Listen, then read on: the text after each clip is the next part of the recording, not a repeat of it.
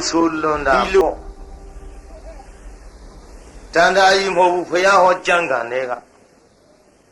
Shimea Fayaho Janganema Dilo Solunda Bosure and Nine Miam Pa the Lafaya Mamine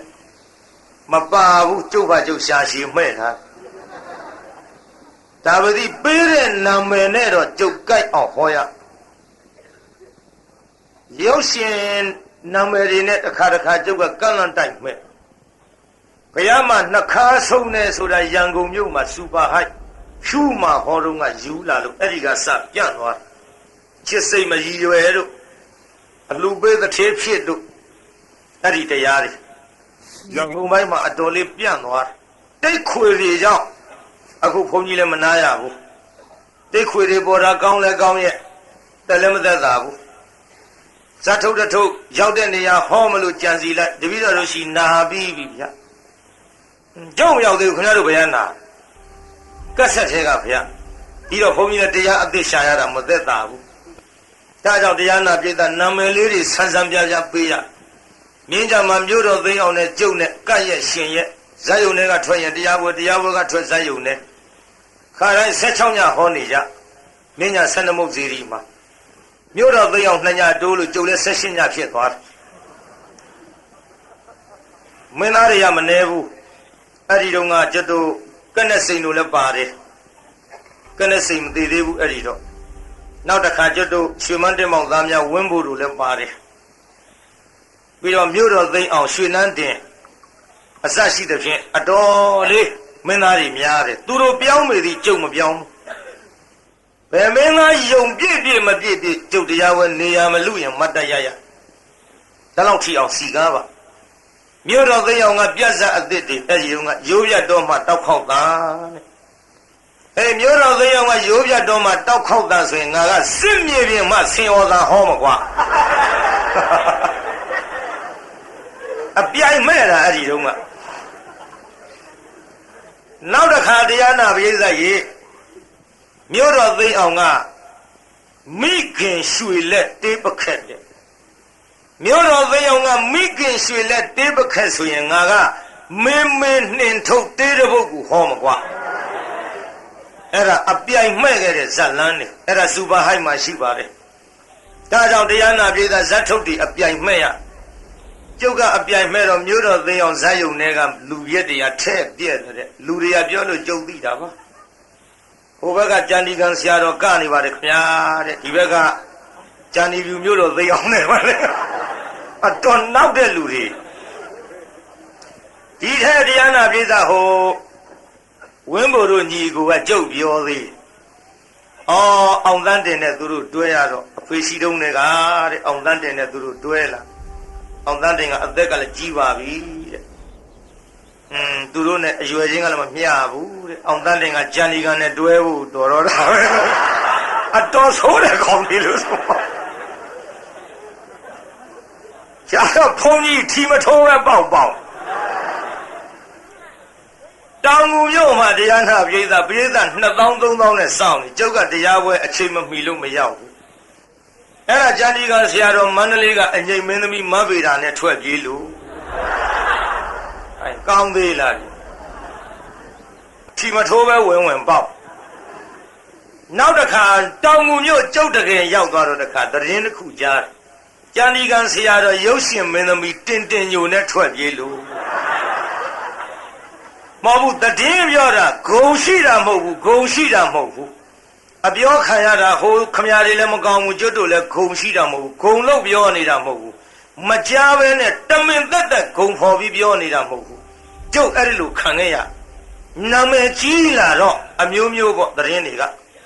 Did have Diana Vida Toya de Yoga, Dizagali tape your meter, didn't you network you to Yoja Yesu, Galadariva. Ha, what a boquad! Jamboning, I mean on your move, Yalaman. Died a kudo let Diana Vida a year to Lavavi. Oh, Tora Jalia, the Reniga, Yango Mule, Magaviazi, now let the Reni Pola Valley Uma. Johnny Gansiado, Lutwa Vido. Adoro Jajaro, Johnny Gansiado, Henu Hene, a Seika Telu, Piano Mubiamade. အေလာကနေပြီးမန္တလေးမိထားနဲ့အလောင်းကြီးသဲသွားပြန်တဲ့ဒီထဲတရားဟောနေတာကရွှေဘူးနှထိုးမှလေပြတ်လို့တဲ့ဟောကြောင့်မန္တလေးဘုန်းကြီးတွေကတရားမဟောရဘူးလို့ပိတ်ပြန်တဲ့အတော်ကြရန်ကုန်အင်းစိန်ဟောတို့ကလမ်းသေးတွေကဘယ်နဲ့လှုပ်ဆိုလားအမျိုးမျိုးတွေအမလေးကြီးမြင်နိုင်တော့ကဘယ်လိုဘယ်ဖြင့်ဘယ်လိုအစရှိသဖြင့်တည်င်းတွေဟာနာမည်ကြီးလာရင်ဒီတန်တွေကတော့ခံရလိမ့်မယ်ဆိုတာကျုံလက်ငကူကသိပြီးသားဖြစ်ပါတယ်သို့တော်လည်းတရားဝဲတိုင်းတိုင်းပြည်အုပ်ချုပ်တဲ့ပုဂ္ဂိုလ်များနဲ့တကွသာသနာရေးဘာသာရေးပညာရေးစီဝါရေးလူမျိုးရေးအသင်းဖွဲ့ခိုင်းကနာပုဂ္ဂိုလ်ရေးကစပြီးဘလို့မှမပုတ်ခတ်ခဲ့တဲ့ဘုန်းကြီးတရားဝဲကြွရောက်လာတဲ့ညီတော်နှုံဆရာတော်သံဃာတော်တွေကိုကျုပ်ခန္ဓာကိုယ်နှုတ်နဲ့မကဘူးပလင်မော်တက်ပြီးဓမ္မကတိကပြီးတပည့်တော်အဒုံနဲ့ရိုက်ဆုံးမတော်မူကြပါဗျာနှံမိသားလူကြီးမိဘတွေလည်းတောင်းပန်မိသားကျုပ်ဟောနေရတာခင်ဗျားတို့သားသမီးလေးတွေဟာ3 နာရီထိအောင်ဟောလဲနေတယ်2 ချက်ခွဲထိအောင်ဟောလဲနေတယ်ဒီလိုဟောပြီးတော့ဒီလိုဆွဲနေရပါသဖြင့်ပျော်ပွဲရွှင်မွဲတွေထက်တရားပွဲမှာလူစီတယ်ဆိုရင်တော့ဖြင့်ဘာသာရေးမှာဂုဏ်မနှိမ့်တဲ့ကိစ္စတိုင်းတစ်ပါးသာမြင်သွားတောင်မှသူတို့ဂေါရမဗုဒ္ဓဟောတဲ့တရားမြန်မာနိုင်ငံမှာကြက်ပြောင်မကြနာယူကြတယ်ဆိုရင်ဒါကျွတ်တို့ဂုဏ်ရှိတယ်ဆိုပြီးတော့လုပ်နေရတဲ့ကိစ္စပါပြိဿငါ online နဲ့ငါဆိုနိုင်တယ်ငါထင်တယ်လို့လုံးမယ်ကွာပြိဿကြိုက်ပြီးရောဆိုတဲ့စိတ်ဓာတ်နဲ့တော့ကျုပ်ဓမ္မကတိကလုံးမစားရပါဘူးဗျာမှန်ရလားပြိဿကြီးဒါကြောင့်အမျိုးမျိုးပြောနိုင်သမျှပြောတောင်းမှနိုင်သမျှတောင်းမှပြီးတော့ဟောနေရအခုတော့ဘယ်လိုသတင်းပဲကြားကျုပ်တော့မနာနိုင်တော့ပါဘူးအရေးလဲထူသွားပါပြီအသေးတွေလည်းမာကုန်ပါပြီဟုတ်တယ်လေမမအေးဆိုတဲ့သချင်းလို့ဗါရဲ့အသေးတွေမာလို့နာလဲနာနိုင်တော့ဘူးဆိုတာလို့ခုတော့မနာနိုင်တော့ပါဘူးပြိဿကဲဒါတွေရှိစေတော့ကြင်ညာထားတဲ့ဇက်လန်းကိုပဲပြန်ဆက်ကြပါစို့ကြမ်းကန်တဲ့မပါယာကထွက်သွားတာဒီလိုဆိုလွန်တာပေါ့ခုတည်းရှိမလွန်သေးဘူးပြောတာထားတာဘကတ္တသ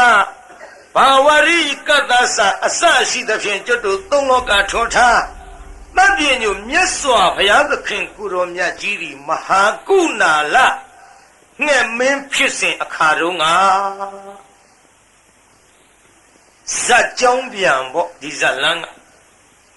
ဇတ်ကြောင်းပြန်အတိတ်ဇတ်ကြောင်းပြန်ပေါ့ဒီအတိတ်ဇတ်ကြောင်းပြန်ကိုမဟောခင်ဒီလိုဆိုလွန်တာပေါ့ကိစ္စတွေဘလို့အကြောင်းပြုသလဲလို့ဆိုတော့တက္ကမများကြုတ်တော့နည်းနည်းမျက်စောင်းမထိုးကြနဲ့ကြားလားဒီလိုဆိုလွန်တာပေါ့ကခမည်းတော်မိန်းမတွေအကြောင်းပြုဟောထားတယ်ကြံဒီကဟောတယ်မအောင်မိနဲ့ကြားလားဖယားဟောတာကြောက်ကကိုယ်စလဲဟုတ်တယ်လေကျုံမြက်ကျုပ်စီတော့မျက်စောင်းမလှဲ့ကြနဲ့ဖယားလည်းမထိုးရမဲ့အတူတူတော့ဘယ်သူမှမထိုးပါနဲ့နည်းနည်းလေးဇီလိုဆိုလွန်နာပေါ့ဆိုတဲ့ဇလန်းကိုကျုပ်မဟောခင်မှာရှေ့ပိုင်းကဖြတ်ထိုးပေါ့တရားနာပိကအဲ့ဒါလေးတူတုတ်လေးပြောအောင်ကျွတ်တို့ဗြဟ္မရအမည်ရှိတဲ့ကာတိမင်းကြီးဟာရှေးလွန်လေပြီးသောအခါကောသလတိုင်းကိုသိမ်းယူလိုက်ပါကောသလတိုင်းကိုသိမ်းယူပြီးတဲ့အချိန်ခါမှာကောသလရှင်မယင်ကိုသတ်ကောသလရှင်မယင်တတ်တော့ကောသလရှင်မယင်ရဲ့မိဘရခေါင်ကြီးကတန်ဒီနုနဲ့ကြံရစ်ခဲ့ဘယင်တတ်ပြီးဘယင်မယားယူရောဆိုပါစို့ဗျာအဲ့ဒီကောသလဘယင်ရဲ့မိဘရခေါင်ကြီးကိုကာတိယမထမင်းကြီးကနေပြီးတော့အဲ့ဒီကောသလတိုင်းမှာပင်တရားနာပြိဿမိဘရခေါင်ကြီးပြန်မြောက်ပြီးတော့ပျော်ပါခဲ့အဲ့ဒီတန်လေးတစ်ဖြည်းဖြည်းရင့်မာပြီးတော့လာလိုက်တာတူတူပေါ့6 လလွယ်10 လဖွာကြပါစို့ခတ်တုတ်ပေါ့တရားရဲပဲ6 လ10 လအဟုတ်ဆောင်နေတူတရားနောက်နှစ်တောင်ပြီးရင်မှပြီးကဲဖွာလိုက်ကြစို့တရားရဲပဲခတ်တုတ်ပေါ့ဖွာလိုက်တော့သမီးမိန်းမလေးသမီးမိန်းကလေးဖွာလာသမီးမိန်းကလေးဖွာတဲ့အချိန်ခါကြတော့အဲ့ဒီကလေးမလေးနာမည်မှဲ့လိုက်တော့ကန္နာဒေဝီဘယ်သူတဲ့ဆုံးပြိဿကြီးကန္နာဒေဝီလို့မှဲ့ထားကလေးမလေးကလည်းအမတန်လှ ကျွတ်တို့ကာတိပြမရမင်းကြီးကလည်းဒီကလေးမလေးကိုသူနဲ့ခတဲ့တန်ဒီမဟုတ်ကောသလနဲ့ခခဲ့တဲ့တန်ဒီလို့သူကိုယ်တိုင်ပင်သိလင်ကစားဒီကလေးမလေးကိုသူ့မှာသားသမီးမရှိသည့်အတွက်ပြမရမင်းကြီးကအတော်ချစ်မြတ်နိုးခဲ့ဒီလိုသမီးလေးတစ်ပါးချစ်ခင်ပြီးတော့လာခဲ့ရမှမိဘခေါင်ကြီးကိုပြောတယ်မိဘခေါင်ကြီးသမီးတော်လေးဖွားမြောက်လာဝမ်းမြောက်ကြဗျာဝမ်းမြောက်ယုံနေမှာကသမီးတော်လေးရဲ့အလိုဆန္ဒလိုအပ်သောစုတစ်ခုခုကိုမောင်ဖျားချီးမြှင့်မယ်လိုချင်တဲ့စုမေးလေတော့အဲ့ဒီလိုချင်တဲ့စုကိုအမေးခိုင်းလိုက်တော့မိဘခေါင်ကြီးကသမီးရဲ့ကန္နာလေဝီလေးလို့ခေါ်လိုက်တော့အပန်းကတ်လာဘာလို့မေဖျားရဲ့အိုးသမီးကိုလေခမဲတော်မင်းတရားကြီးကသိချင်းမြတ်လို့တယ်အဲ့ဒါဘာပြုတော့ချင်းမြတ်လို့တာသိသားပဲသမီးကိုမြောင်ဘာစုတွေပေးမလို့အမလေးအဲ့ဒီကိစ္စပြောမလို့ဘောသမီးရဲ့သမီးလိုအပ်တဲ့စုတစ်ခုခုကိုပေးမလဲဘာစုယူမလဲသမီးပြောစမ်းတိုးလေးကိုမေဖျားနာနာကပ်ပြောတယ်တိုးလေးပြောတယ်ပြိတ္တာကြီးဘယ်လိုပြောတော့ဘာတွေပြောတော့ဘယ်သိမလို့ကွာတိုးလေးကိုကွာသူတို့ချင်းတော့သိတာပေါ့သူတို့ချင်းတော့သိတယ်တိုးလေးကပြောတော့သမီးရဲ့ငယ်ပါသေးတယ်ဟေးမင်းတော့မပြောပဲသိတယ်ကွာဒါတော့ပြောလိုက်တာနဲ့အတော်ညံသွားတဲ့ကောင်လေးသမီးရဲ့ငယ်ပါသေးတယ်လို့ပြောတော့အိုးတဲ့မေဖျားငယ်တယ်ထင်မိမယ်သမီးမငယ်ပါဘူးတဲ့သမီးရဲ့သမီးအရွယ်ငယ်သေးလို့ဒီဆူကြီးတော့ခမဲတော်မင်းတရားကြီးမေဖျားတော်ဥမတင်ရဘူးလေဥမတင်ရမရှိပါနဲ့တဲ့ခမဲတော်မင်းတရားကသူ့ပေးတဲ့ဆုပဲဖြတ်မဲ့မဟုတ်ပါဘူးတဲ့ရှင်ဘရင်တို့ရဲ့စကားဆိုတာထွက်ပြီးသားဆင်ဆိုဝင်တယ်လို့မရှိဘယ်တော့မှပြန်ပြီးရုပ်သိမ်းမှမဟုတ်ပါဘူးတဲ့အိုးသမီးကလည်းမေဖျားတော်ဥမတင်ရဘူးလေမတင်ရမရှိပါနဲ့မေဖျားရဲ့သွားပြီးတော်ဥတင်ပါသမီးကတော့ဒီဆုပဲလိုချင်တယ်ဒီဆုလိုချင်တယ်ဆိုပြီးတော့ဘယင်ကြီးသွားပြီးတော့မိဘခေါင်ကြီးတော်ဥတင်လိုက်တော့ဟေးခက်တော့တာပါပဲမိဘခေါင်ကြီးရဲ့သမီးလေးအရေးတကြီးကြီးနဲ့မှန်ကြည့်သလိုကြည့်ပြီးတော့လာခဲ့တဲ့ကိစ္စအရွယ်လေးကငယ်သေးဒါတွေပြောမပြဘူးအမလေးမငယ်ဘူးလေခင်ဗျာတော့ပြောသားပေါ့သမီးငယ်ပါသေးတယ်ဆိုမငယ်ဘူးလေကိုင်တာဖြင့်ဒီစကားကြီးရှင်းဝေးနဲ့ပြောလည်းမနေတော့ပါဘူးမိဘခေါင်ကြီးရဲ့ပေးအပ်ပြီးသားစုလည်းပြန်ပြီးတော့ဖြစ်စည်းခြင်းပါဘူးကိုင်သူကြိုက်တယ်လို့လားအဲ့ဒီစုပေးလိုက်တော့သမီးလေးပြန်ပြောဘယ်လိုတော့မဲ့ဗျာသမီးဆန္ဒအတိုင်းပါတယ်သမီးရဲ့ဒီလိုဆိုရင်တိုင်းပြည်မှာရှိတဲ့ယောက်ျားတွေမှန်သမျှအကုန်ခေါ်ပြီးစနေတော့ဟေးလုံးပြီးစနေတော့ငါတော့သမီးရဲ့ဘယ်နဲ့တိုင်းပြည်ရှိတဲ့ယောက်ျားတွေအကုန်ခေါ်ရမှာတော့ခေါ်ရမယ်မယ်ဖျားရဲ့တိုင်းပြည်ရှိတဲ့ယောက်ျားတွေကိုအကုန်ခေါ်ပြီးတော့ဟောဒီနန်းရင်ပြမှာထားသမီးမျက်စိနဲ့ကြိုက်သောယောက်ျားကိုကြည့်ပြီးတော့ပန်းကုန်းစွန့်မယ်တော်သေးတာပေါ့ကွာနော်လွန်နာတွေပြန်ရော့သွားလေပန်းကုန်းစွန့်မယ်အဲ့ဒါလို့ပန်းကုန်းစွန့်မယ်ဆိုတော့ကဲသမီးဒီကိစ္စ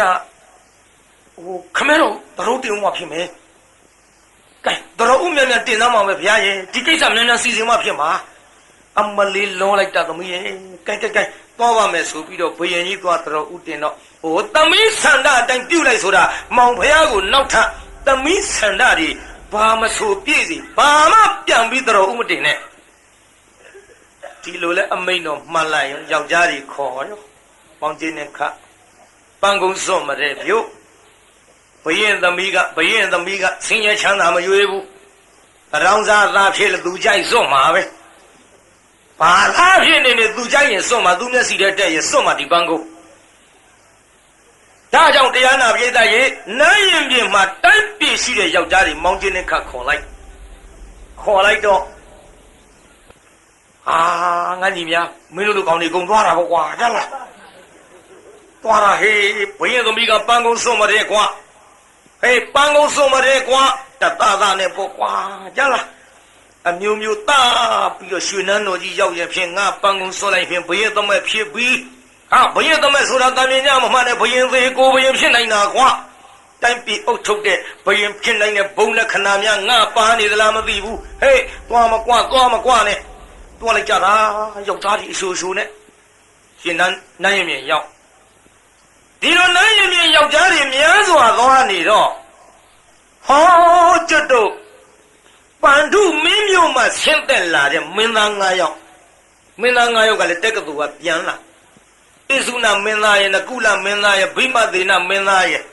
ယူရိထိလမင်းသားရဲ့သဟဒေဝမင်းသားရဲ့9ယောက်ပြေးတာမင်းသားပဲ2ယောက်တို့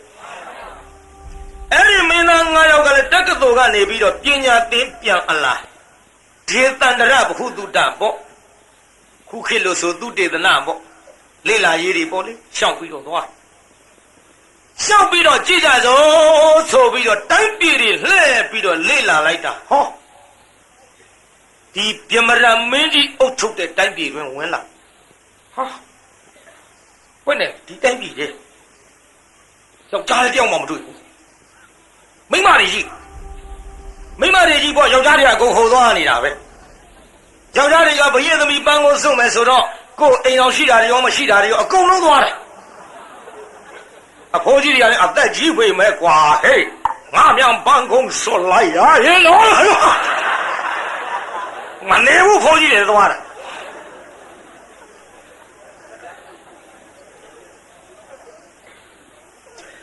ဒီထဲခင်ဗျားတို့ကအရှင်ဘုရားတို့ဘုန်းကြီးတွေကောင်းမင်းနဲ့ကျမ်းဂန်နဲ့မပါဘူးဘုန်းကြီးတွေလို့အဲ့ဒီယောက်ျားတွေကြီးသွားဟိုကလည်းဝင်တာကဘုန်းကြီးကျောင်းဝင်တာမှမဟုတ်ပဲမြို့ထဲဝင်တာဒါကြောင့်ယောက်ျားမတွေ့ဘူးဘုန်းကြီးကျောင်းဝင်ဘုန်းကြီးရတယ်ရှိတာပေါ့ဘုန်းကြီးမပါဘူးအဲ့ဒီဘွဲဒီလိုပြောကြစို့ကဲတရားနာပရိသတ်ရေအဲ့ဒီလိုမိန်းမတွေကြီးတွေ့ဟဲ့ညီကွာတို့တောင်းရဘယ်နဲ့လဲကွယ်မိန်းမတွေကြီးပါလားယောက်ျားတယောက်မှမမြင်ဘူးဟောနောက်ဗျာယောက်ျားရဟိုမှာလုံးနေတယ်ဗျာဟေးဟာနေအောင်ပြီလားကွာယောက်ျားတွေဟာတခုတော့အကြောင်းထူးတယ်လာညီဘွားတို့သွားကြည့်ရအောင်ဆိုပြီးတော့ပထမဆုံးတွေ့တဲ့ယောက်ျားကိုမေးဒီမှာတောင်ကြီးဟဲ့ဘာလို့ကွယ်မင်းသားတို့ဘာလို့ကြတာလဲမောင်ရင်တို့ကြည့်ရတာရှင်မရဲ့သားတွေနဲ့တူတယ်ဟုတ်တယ်ခင်ဗျပန်တူမင်းမျိုးကဒါညီကို9ယောက်ပဲတက္ကသိုလ်ကပြန်လာတာကျွတ်တူမျိုးတဲ့ရှောက်ကြည့်လိုက်ယောက်ျားတွေတယောက်မှောင်တွေ့လို့ဘယ်တွေ့မလဲကွာယောက်ျားတွေအကုန်ဒီစုနာပဲယောက်ျားတွေဘာလို့ဒီလာစုနာတော့ဒီလာစုဆိုကွာမင်းကဲဒီလာငါပြောမယ်ဒီလိုကွာတူတူလေးကပ်ပြောလိုက်ဟာဟေးညီမတို့ပန်းကုန်းစုပွဲဆိုပဲကွာဘယ်သမီးကပန်းကုန်းစုမှာလဲလာတို့သွားကြည့်အောင်ကွာအိုးနောင်ဘုရားကလည်းမတော်တဆညီဘွားတို့ပြန်စွန့်လိုက်မှဖြင့်ရွှေနန်းတော်ခမဲတော်မဲတော်လည်းလွန်သေးတယ်အလုံးပေမဲ့လို့ကွယ်တို့တော့မျက်စိနဲ့မြင်မထင်ပါဘူးသူတိုင်းပြည်ကယောက်ျားကြီးသူခေါ်တာပဲလာခေါ်ကြစို့မင်းသား9ယောက်ကသွားကြည့်ရောင်လဲနဲ့ကန္နာဒေဝီမင်းသမီးကကြည့်လိုက်တာသူတိုင်းပြည်တွင်ကယောက်ျားတွေသူ့မျက်စိနဲ့တယောက်မှမတွေ့ပြီးရောသတ်ထားတဲ့ကောင်တွေသူတိုင်းပြည်ကယောက်ျားတွေကိုတယောက်မှသူကြည့်လို့မရဘသူသွားမြင်လုံးဆိုတော့ဣဇုနာမင်းသားနဲ့တကွညီကို9ယောက်သွားမြင်ဟဲကြည်စမ်းငါတိုင်းပြည်တွေကယောက်ျားတွေငါမျက်စိနဲ့တယောက်မှမမြင်ဘူးလှလိုက်တာမင်းသားလေး9ယောက်လှလိုက်တာ9ယောက်စလုံးလှနေတာပါပဲတော်ပြီတယောက်ထဲတော့မစုပ်ဘူးလွန်မဟိဒီတွေကစလွန်တာပဲကွာ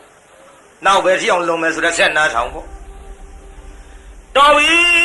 တယောက်ထဲတော့မစုပ်ဘူးမင်းသား9ယောက်စလုံးငါပန်းကုန်း9ခု ပြုတ်ပြီးတော့9ယောက်စလုံးငါစွတ်လိုက်မယ်9ယောက်စလုံးပန်းကုန်းလိုက်စွတ်တသသာနဲ့ပေါ်ရှိသမျှအဝအစအောက်ဆုံးတသသာနဲ့ပေါ်ရှိသမျှအဝအစအောက်ဆုံးထည်လေးတွေပေါ့လေခေါက်ရိုးကျိုးနေတာလေအောက်ဆုံးထည်လေးတွေဝစ်လာတဲ့ကလာသားတွေအောက်ဆုံးထည်ဆိုလို့အထင်မကြီးနဲ့အဖုံးအောက်ကအောက်ဆုံးပြောတာဓာတ်ကတစ်တာအဖုံးရှိနာဘူးကွာအဲ့ဒီအဖုံးအောက်တစ်ထည်ရှိတာအောက်ဆုံးဆိုလို့အထင်မကြီးနဲ့အဲ့ဒီအောက်ဆုံးထည်အဖုံးအောက်ကထည်ဒီဘောကဝစ်လာတာဟဲ့တတရနဲ့ဝစ်ပြီးတော့သူတို့ကိုစွတ်လိုက်မယ်လို့ထင်တာပန်းကုန်းကြီးယူလာကလေးကငါရှိလာတာကွာငါရှိလာတာကွာစွတ်ဟာဟောလာပဲနဲ့လုံးလိုက်ပါလေဟာဒုတိယလည်းမဟုတ်ဘူးကြည်စမ်းကွာဟေးတို့တိုင်းပြည်ကယောက်ျားတွေဘယ်သူမှမစွတ်ဘူးဟေးမအော်နဲ့ဘယင်ကြားလို့ဒုက္ခများနေမှာ तू ကြိုက်တာ तू စွတ်တာဒါထိုင်နေကိုပါကိုရေစက်မရှိလို့ကိုမကြိုက်လို့မှမစွတ်တဲ့ကိစ္စကြီးဘာပြောစရာလို့ဒါထိုင်နေတချို့ဖိုးကြီးကမတ်တက်ရအိချာကြီးငါစွတ်လိုက်မယ်ထင်တာကွာခမည်းနေဗျာကျွတ်တို့တင်မယ်တလုံးလှတဲ့ကောင်တွေမှမစွတ်ဖဲနဲ့ခမည်းအဖိုးကြီးစွတ်ပါဟဲ့ကောင်အဖိုးကြီးပြင်မဲ့ဘာဆိုင်လို့ကွာအဖိုးကြီးရဲ့ထင်မသေးပါနဲ့ကွာဓမ္မနတ်ပြိုသန်လားဟဲ့ကောင်လေးနတ်အိုပေါင်းကျိုးသလောက်ကြီးတော့အဖိုးကြီးလည်းမလျှော့ဘူးကြိတ်တရားနာပရိသတ်ရေပြောရင်းဆိုရင်းနဲ့မင်းသား9ယောက်စွတ်တာမျက်တောင်မခတ်ကြည့်ပြီးတော့ငိမ့်နေကြမိဘရခေါင်ကြီးကပန်းကုန်းစွတ်ပြီးပြန်လာတဲ့သမီးလေးကပြောသမီးမေဗျာဟဲ့ဘယ်နဲ့9ယောက်တလို့စွတ်ရတာတော့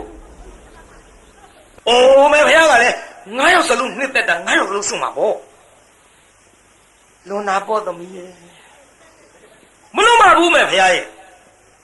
9ယောက်စလုံးနှစ်သက်တာ9ယောက်စလုံးပဲစွတ်မှာပေါ့သမီးရဲ့9ယောက်စလုံးဆိုတော့အိုးမေဗျာကလည်းကြောက်ဖန်ပြီးတောင်ပြီးနောက်တွေးမနေပါနဲ့သမီးနှစ်သက်လို့စွတ်တာခမဲတော်သာတတော်ဦးတင်ပေးကဲဒီလိုနဲ့ပဲတရားနာပြိဿရေသွားပြီးတော့တတော်ဦးတင်မောင်ဗျာတဲ့သမီးတော်ဒီကိုတိုင်းပြည်ကယောက်ျားတွေကိုတယောက်မှပန်းကုန်းစွတ်ခဲနဲ့တပါးသောတိုင်းပြည်ကမင်းသား9ယောက်ကိုပန်းကုန်းစွတ်လိုက်တယ်9ယောက်စလုံးနှစ်သက်တာတဲ့မောင်ဗျာရဲ့ဟေးငါသမီးလေးကြိုးရှည်ရှည်နဲ့လွတ်ထားလွန်ရော့ထင်ရဲ့ကွယ်9ယောက်စလုံးဆိုတော့မောင်ယောက်ျားကောင်းတော့လေမောင်မ1000ယောက်ျားကောင်းမောင်မ1000ဆိုတာအဓိကဖြစ်သောယောက်ျားများသည်မိန်းမသားများကို1000နဲ့မကမိဖုရား16000စံစားတော်လည်းပဲဘာမှမပြောပလောက်ဘူးမိန်းကလေးတယောက်ထဲလောကယောက်ျား2ယောက်တိတိတန်တာမှမရှိတဲ့ကိစ္စကြီး9ယောက်စလုံးဆိုတော့လွန်တာပေါ့မိဖုရားကြီးရဲ့မတော်ဘူးထင်ရဲ့မတော်နေဗျာသူကတော့သူဆန္ဒအတိုင်းပြုတ်ကုန်ပြီကဲဒါဖြင့်နေပါဦးဒီမင်းသားတွေကဘယ်မင်းမျိုးလဲပန္တုမင်းမျိုးတွေပဲပန္တုမင်းမျိုးဆိုရင်မင်းငါမွေးတယ်မင်းသမီးဟာမင်းငါမွေးတယ်မင်းသားနဲ့ဆိုတော့သမီးကိုငါပေးထားတဲ့စုကိုပြန်ပြီးတော့ဖြစ်စည်းဖို့ဆန္ဒမရှိကဲသူ့ဆန္ဒအတိုင်းသာပေးအပ်လိုက်ပါမိဘခေါင်ကြီးပေးလိုက်ရောမင်းသား9ယောက်ဟောလက်စနေတော့ဟောမှာပေါ့ဗျာနော်9ယောက်မဟုတ်ဘူးကလွန်နာပေါ့ဆိုတဲ့အတိုင်းလွန်နာပေါ့ဇတ်ထုတ်ကငါမနှဲရှာထားရတာဒီလိုနဲ့တရားနာပြေးတာမင်းသား9ယောက်ညီကိုအရင်နဲ့ဆိုတော့လေတင့်ကြပါတယ်ရမဖြစ်ကြပါဘူးမခုတ်ကြမထစ်ကြမရိုက်ကြမသတ်ကြပါဘူးလောကကြီးနော်ပိဋကကြီးမကြားစဘူးအကြားထူးတဲ့ဇာလန်းမှာကျမ်းဂန်တွေကထုတ်ဟောတာပါဟိုတေတကုဏဇတ်ထဲကကျုပ်ထုတ်ဟောနေပါတယ်ဒီတော့တရားနာပိဋကကြီးခမည်းတော်အခုခေတ်မှာမိန်းမတစ်ယောက်တည်းယောက်ျား2ယောက်တိတိတန်တာအဖြစ်ကျွတ်တို့တိုင်းပြည်မရှိပါဘူးတိတိတန်တာကတော့ရှိကုန်မရှိတာဟော ပြောရမယ်ဘုန်းကြီးယွန့်သွားအောင်ယောက်ျားတစ်ယောက်ထဲမိန်းမ2ယောက်ယူထားတာ9ယောက်ယူထားတာ16000ယူထားတာရှိပါတယ်ကျွတ်တို့တိုင်းပြည်မန္တလေးကျွတ်တို့ရေအိုးစင်တွေမှာကကြီးတတ်ထားတယ်မန္တလေးရတကားတယောက်ကုသိုလ်ကောင်းမှုရှင်တတ်တာဥတမြင့်နဲ့ဇနီးများရှိတယ်မန္တလေးရောက်တဲ့ခါသေချာကြည့်ကြလားဟိုရေအိုးစင်လေးတွေတတ်ထားတာဥတမြင့်နဲ့ဇနီးများကျုပ်ကမသိလို့မေးကြည့်ဇနီးများဆိုပြီးအလျောက်ဇနီးများပါပဲဗျာဘယ်2ယောက်ရတော့ကျုံမသိဘူး5-6ယောက်တော့သိရဲ့နောက်ဒါကြောင့်တရားနာပြေးသားယောက်ျားမှဒီလိုရှိတော်လဲမိမသားဆိုတာရှိဖို့ခက်တယ်ဘာကြောင့်တော့မိမသားဆိုတာပါဇက်သူတို့အားယောက်ျားဆိုတာလက်ပါရတ်ခုတ်ကြထိကြရိုက်ကြတတ်ကြဒါကြောင့်လောကကြီးမှာနှစ်ခုမရှိတဲ့ကိစ္စအများကြီးရှိပါတယ်ဘယ်လိုနှစ်ခုမရှိတဲ့ကိစ္စအများကြီးရှိသလဲအိမ်တက်အိမ်မှာနှစ်အိမ်တောင်ရှိကောင်းယောက်ျားတစ်ယောက်ထဲမှာမိန်းမ2ယောက်ရှိလို့မကောင်းမိန်းမတစ်ယောက်ထဲမှာယောက်ျား2ယောက်ရှိလို့ဘယ်တော့မှမကောင်း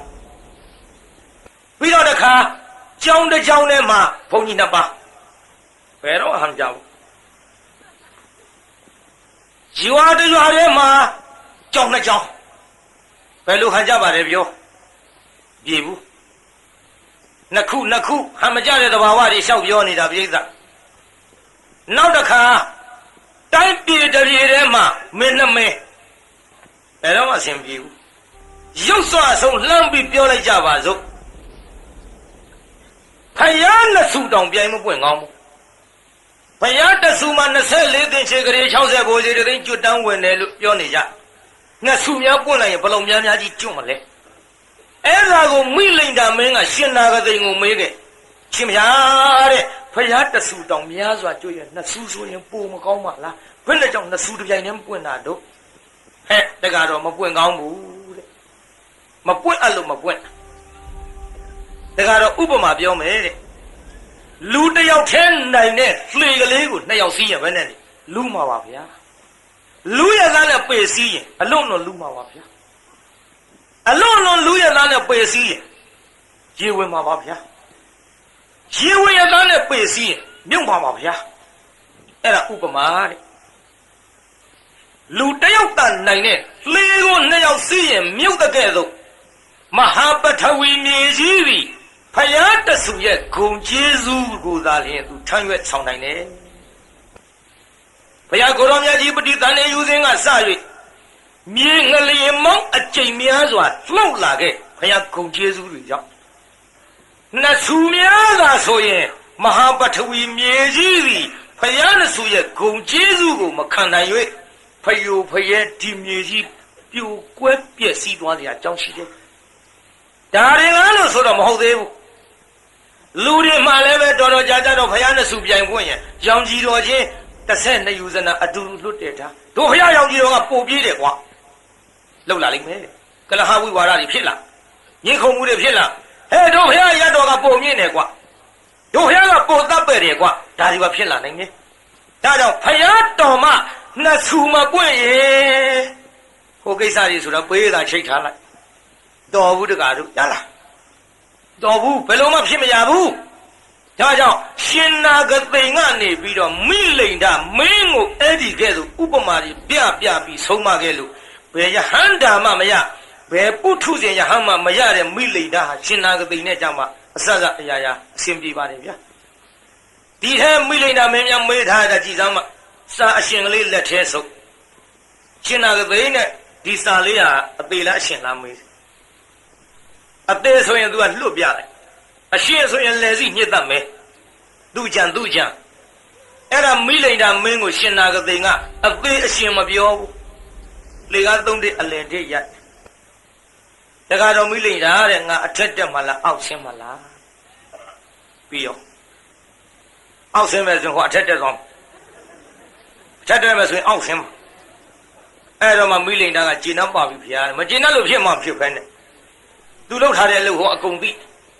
ဒါကြောင့်တရားနာဝိသရေအဲ့ဒီကဲ့သို့ဖယားတော်မှနှစ်ဆူမပွင့်ကောင်းတဲ့ကိစ္စဒါကြောင့်နှစ်ခုဆိုရင်တော့ များသောအဖြစ်အဆင်မပြေတာများပါအခုကြည့်နှစ်ခုမကဘူး၅ခုကြီးပါလား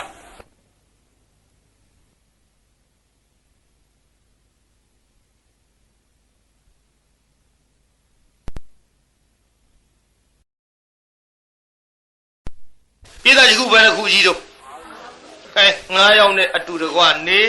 ပြီးတော့လာခဲ့ရအဲ့ဒီကန္နာဒေဝီမိဘခေါင်အပားမှာကပ်ပြီးပြုစုနေတဲ့ယောက်ျားတစ်ယောက်ရှိတယ်ငကုံးနဲ့ဘသူတဲ့တုံးပြိဿအေးငကုံး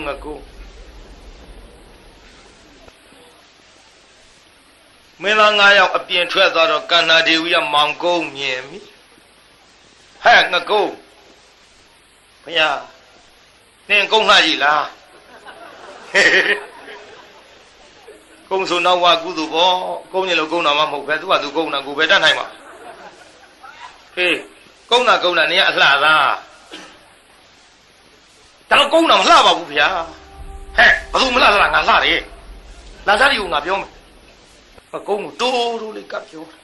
တိတ်တော့ဘယ်လိုလေးပြောအေးကွာအားလည်းပဲသိမလို့တိုးလေးပြောတာဟုတ်ကွာတိုးလေးပြောပြီဒုမသိပြီမဲ့လူကငကုံးသဘောပေါက်သွားငကုံးသဘောပေါက်သွားဖြစ်ပါမလားဗျာအိုးဘာဖြစ်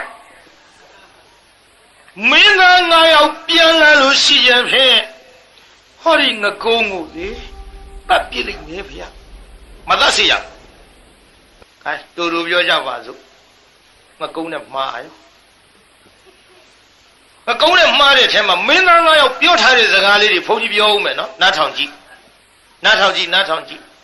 မင်းသားအကြီးကိုသူကဘာပြောထားတုံဆိုတော့မင်းသားအကြီးကိုခေါင်းနဲ့သူကအရေးအယောင်ပြထားတယ်ခေါင်းကိုဘယ်ဘက်စောင်းရင်ဘယ်ကဲ့သို့ညာဘက်စောင်းရင်ဘယ်လိုပေါ့လေဒီခေါင်းနဲ့အရေးအယောင်ပြရင်မောင်ဖျားကိုပိုးချစ်ဆုံးလို့ဒီလိုသတ်မှတ်ထားပါတဲ့မင်းသားအကြီးကိုမင်းသားကြီးကိုဘယ်လိုပြောခဲ့သေးသတုံးလို့ဆိုတော့မောင်ဖျားကိုတဲ့အချစ်ဆုံးပဲတဲ့ညီဖြစ်တဲ့မင်းသား4ယောက်ကိုအကုန်တတ်ပါတဲ့မောင်ဖျားနဲ့အတူတူကနေပြီးတော့ခမဲတော်နိုင်ရွာဆန်ကန်တော်ကုန်းရင်တိုင်းပြည်အုပ်ချုပ်မင်းလို့နှမတော်ကမိပခေါင်ကြီးပေါ်တဲ့ဘာလို့အသက်ခိုင်းခဲ့ဘူးသေးတယ်နောက်တစ်ခါသူ့အောက်မင်းသားအလတ်ကိုလည်းဒီတိုင်းပြောတယ်မင်းသားအလတ်ကြတော့ညာဘက်လက်သူကရိပ်အောင်ပြထားတယ်ညာဘက်လက်သီးကိုဆုံးရင်တဲ့မောင်ဖျားကိုအချစ်ဆုံးလို့ဒါသတ်မှတ်ထားပါတဲ့မောင်ဖျားကိုအချစ်ဆုံးပဲတဲ့အကိုကြီးနဲ့တကွညီ3ယောက်ကိုတတ်လေတဲ့တိုက်ပြေအုပ်ဆုံးမင်းလို့ရအောင်ဒီလိုခိုင်းခဲ့ဟောနောက်မင်းသားတယောက်ကြပြန်တော့လေပြီးမသင်္နာကြပြန်တော့လေဒီတိုင်းပဲလက်ဝဲလက်ကိုဖြန်းလိုက်ရင်မောင်ဖျားကိုအချစ်ဆုံးလို့သတ်မှတ်ထားပါအနောက်ယူဒိဋ္ဌလာကြပြန်တော့လေဒီတိုင်းပဲတရားနာပြိဿမောင်ဖျားကိုအချစ်ဆုံးပဲညာဘက်ချီတော့ဟောတဟတေဝအငယ်ဆုံးလေးကြပြန်တော့လက်ဝဲချီတော့အရေးရောင်နေအကုန်ပြငကုံးကြတော့ဘာပြောထားတယ်ဆိုတော့မင်းလေတဲ့ဟိုသူတို့ရှေ့လည်းပဲမသိအောင်တဲ့မင်းကိုရှာနဲ့အရေးရောင်ပြမယ်တဲ့ငကုံးကြတော့ရှာနဲ့အရေးရောင်ပြထားအဲ့ဒီလိုနဲ့နေလာခဲ့ရတရားနာပြိဿကန္နာဒေဝီမင်းသမီးယောဂအသက်တာဖြစ်လာဒီလိုယောဂသက်သာဖြစ်လာတဲ့အချိန်ခါမှာကန္နာဒေဝီမိဖုရားသည်ကန္နာဒေဝီမင်းသမီးသည်အပားကိုကပ်ပြီးတော့ပြုစုတဲ့မင်းသား9ယောက်လည်းရှိတယ်မင်းသား9ယောက်ကမင်းသားကြီးတုံးကခေါင်းပါနောက်အစဉ်လိုက်ပေါ့ညာဘက်လက်ဘယ်ဘက်လက်ညာဘက်ခြေဘယ်ဘက်ခြေမင်းသား9ယောက်လက်ခြေခေါင်းဆိုတော့9ယောက်ပြည့်သွားငကုံးကခြေရင်ကဒူးလေးတုတ်ထိုင်မင်းသားကြီးကိုသူကခေါင်းရိပ်ရောင်ပြမင်းသားလေးတွေကကြည့်နောက်မင်းသားအလတ်ကိုညာဘက်လက်နဲ့ပြနောက်တစ်ခါဘယ်ဘက်လက်နဲ့ပြညာဘက်ခြေနဲ့ပြဘယ်ဘက်လက်နဲ့ပြမင်းသား9ယောက်ပြည့်စုံအကုန်ပြလိုက်အကုန်ပြပြီးတော့ကျန်းနေတဲ့ငကုံးကြတော့နှခမ်းကတရေကိုသိမ့်လို့နဲ့ရှာကလေးနဲ့ရိပ်ရောင်ပြအဆုနာမင်းသားစဉ်းစားတယ်ကြည်စမ်းဒီမင်းသမီးညီအကူ9ယောက်မင်းသားနဲ့အတူတကွနေရတော့လေမင်းသား9ယောက်စလုံးသူအရေးအယောင်ပြခြေရင်ထိုင်နေတဲ့ငကုံးနဲ့ပြတာပဲဒီမိမအကုန်ပြတယ်မိမပဲနေပါအောင်အရေးအယောင်ဘိယသားနဲ့တော့ခက်နေပြီအကုန်လုံးသူအရေးအယောင်ပြနေတယ် အကုန်လုံးအရေးရောင်ပြတယ်မိမဆိုတော့မဖြစ်ဘူးညီလေးတွေခေါ်ပြီးတော့တိုင်ငင်မလက်ကုပ်ပြီးညီလေးရောက်ခေါ်သွားညီလေးရောက်လက်ကုပ်ခေါ်သွားပြီးအပြင်မဲ့ရောက်ဟဲ့ညီမတို့နောင်ဖျားကိုလေကန္နာဒေဝီမင်းသမီးကခေါင်းနဲ့အရေးရောင်ပြတာသိကြရဲ့လားရှင်းမိလိုက်တယ်ဗျသိတယ်ဗျညီမလည်းပြတယ်ညီမလည်းရတယ်နဲ့၄ယောက်စုံသွားတော့အေးမင်းတို့၄ယောက်လည်းပြတယ်ငါလည်းပြငါကိုလေဒီလိုပြောဘူးသကွညီ၄ယောက်ကိုအကုန်တတ်ပြီးတော့မောင်ဖျားနဲ့ဟောဒီခမဲတော်နတ်ရွာဆိုင်ရင်ဖြင့်တိုက်ပြီအုတ်ထုတ်ဘရင်လုတ်ပြီးနှမတော်ကမိပြေခေါင်ကြီးဖြစ်နေစံစားရအောင်ပြောဘူးသကွဟာညီဝါပြောတယ်ဗျာ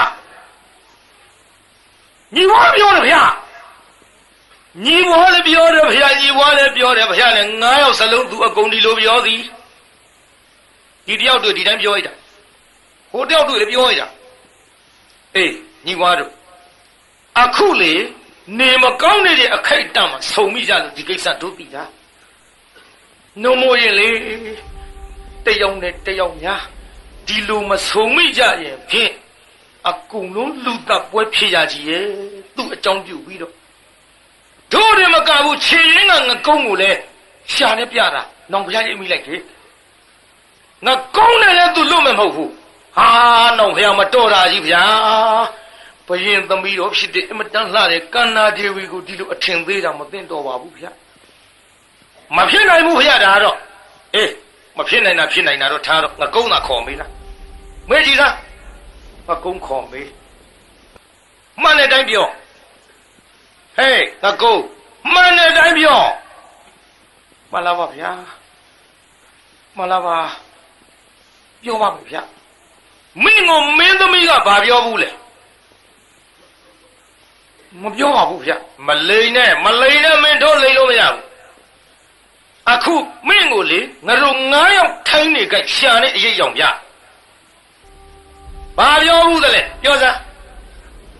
မလားပါဗျာထားရင်လည်းနေရပါလိတိုက်ရင်လည်းသေရပါလိငါကုန်းနဲ့နင်ခါရပါလို့ကုန်းတာတော့တဲ့ခါကုန်းတာမေးတာမဟုတ်ဘူးမလားပါဗျာ तू ကအဲ့ဒီခါကုန်းတာအစပြောတာပါဗျာကဲပြောကွာခါကုန်းတာကဲပြောလား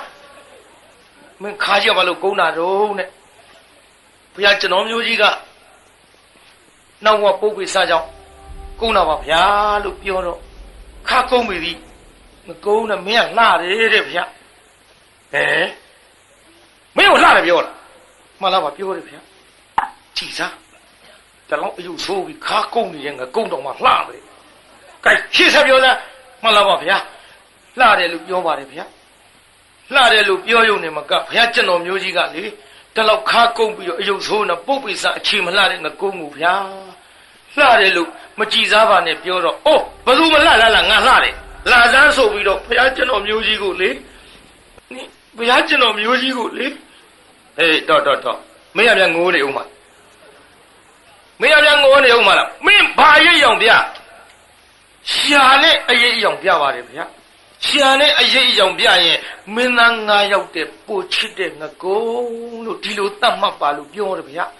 ပြီးတော့လေမင်းသား9ယောက်ကိုအကုန်သားတဲ့ဒီနန်းတော်ပေါ်မှာမင်းနဲ့ငါနဲ့2ယောက်တည်းနေရအောင်ပြောပါဗျာကဲဘယ်နဲ့ရှိစားညီဝါတို့ဟေးတဲ့တော်တယ်မိမကြည်စမ်းမင်းသား9ယောက်နဲ့အတူတကွပေါင်းတင်ရတော့လေငကုံးနဲ့မှမှားတယ်မိမမယုံဟေးမယုံဟာဒေါ်လာဖြစ်ကုန်နောက်ဖျားတတ်ပြမယ်တတ်မယ်ဒီမိမဟဲ့ညီဝါဗျာမတတ်နဲ့ကာမတတ္တဝါဆိုတာမိမတယောက်ဒီလောက်ဖောက်ပြန်တာကိုငါတို့တွေ့ရတော့လေယောက်ျားဖောက်ပြန်တာကြတော့မင်းတို့ငါတို့သတိမထားမိပါလားညီဘွားတော့ဗျာငါကုန်းကြည့်စားဘယ်မိမနှစ်သက်လောက်เสียရှိလို့လေဒီငါကုန်းထီအောင်သူ့မှာ သူမလို့သူမတာကိုပဲငါတို့ကဆိုလင့်ကစားညီပါတော့ယောက်ျားသားဖြစ်တဲ့ငါတို့6ယောက်သည်ငါကုန်းကနောက်မှဆိုတာထားတော့ငါတို့ညီအကို9ယောက်သည်တယောက်နဲ့တယောက်ကြည့်ရဲ့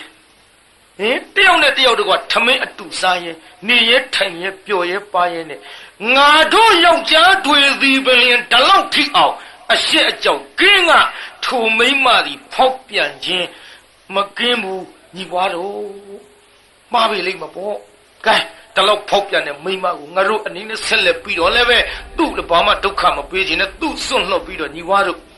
သွားကြလို့ဟိမဝန္တာတော်ကိုမှီပြီးတော့ရသေးဟန်ဝေကြပါကုန်စို့ပြစ်ထားခဲ့ရောအဲ့ဒီကန္နာဒေဝီကိုပြစ်ထားခဲ့ပြီးတော့မင်းသား9ယောက်သည်ဟိမဝန္တာမှာယဟန်ပြုတ်ပြီးတော့သူတို့ဒီဘဝကစုတည်တဲ့အခါလာရဂရိသူတို့ကံအတိုင်းလာကြတယ်လို့ကြံ့ကောင်းမှရှိပါတယ်ဗျာဒါဒီလိုဆိုလွန်တာပေါ့ဆိုတဲ့ဖြတ်ထိုးဇလံအစပေါ့နောက်ဆုံးညဆိုတော့ပြည်သားကြီးလည်းနာတော့နာနိုင်မှာပါပြည်သားကြီးနာနိုင်လောက်ရမဟုတ်လားပြင်းများပြင်းသလားမင်းတို့မပြင်းရင်ပြီးတာပါအိမ်များအိတ်ရှင်သလားမေးရသေးတာဘုန်းကြီးအလိုက်မသိရကြမှာစိုးရှင်းတော့ကဘုန်းကြီးတို့ကရတောင်ကြီးပိတ်စောဟောတာနောက်ကလူတွဲလောက်ကလက်ပြီးမရှိဘူးတက္ကမတယောက်ကရှင်းတော့ကကလေးလေးပွေးပြီးကလေးလေးကလည်းအိတ်နောက်လှည့်ကြည့်တော့ဖော်ရရမရှိဟုတ်တော့ဘုန်းကြီးရတောင်ကြီးပိတ်စောဟောတာလူတွေပြန်တော့မှမြင်ရဖော်ရပြန်ကုန်ပြီပေချင်းစိုးလေးကတော့အိတ်တာကလေးသွားဆဲကြီးစားအိတ်လိုက်တာကျင်လိုက်တဲ့ခြေရောက်ကလည်းတော့ဆေးလေးတို့ညှက်လို့မရတတွေးဆိုးလို့မရထူးပါဘူးဆိုပြီးတက္ကမကလေးပိုက်ကျော်ဆွဲစိတ်ရောဆွဲစိတ်တော့ကလေးကကော့ထိုးငိုတာပေါ့ကလေးငိုတော့မှဘုန်းကြီးလည်းကြားတရားရဲ့သိမ့်ရောဆိုပြီးဟဲ့ပေချင်းစိုးလေးဘိုးအနေနဲ့နေရဖေးကခုတိပြီးမှမချသေးဘူးဘုန်းကြီးအလိုက်မသိတော့အပေးစားခံရဒါကြောင့်တရားနာပရိသတ်ရေကျွတ်တို့ကတော့အလိုက်သိသည်မေးမြန်းဟောရပါတယ်ကဲဒီလိုဆိုလွန်တာပေါ့ဆိုတဲ့ဇတ်လန်းကိုစကြပါစို့ခေါင်းကလည်းဒီလိုဆိုလွန်တာပေါ့ပဲအခုလည်းလွန်တာပေါ့ပဲပရိသတ်အခုလည်းလွန်တာပေါ့အခုလွန်တာပေါ့ဆိုတဲ့ဇတ်လန်းကိုစကြပါစို့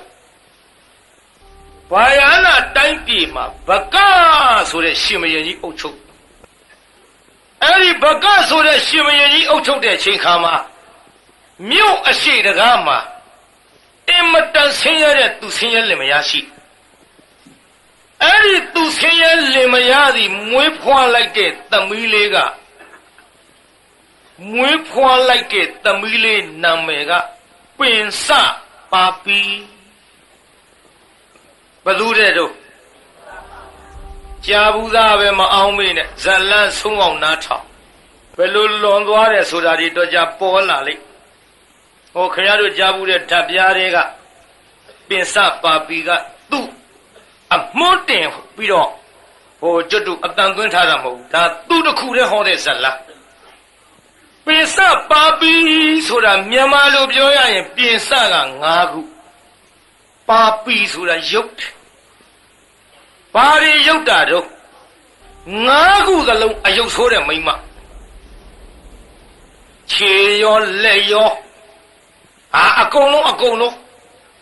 ပြင်စ5ပါးအကုန်ရုပ်ဆိုးတဲ့မိန်းမ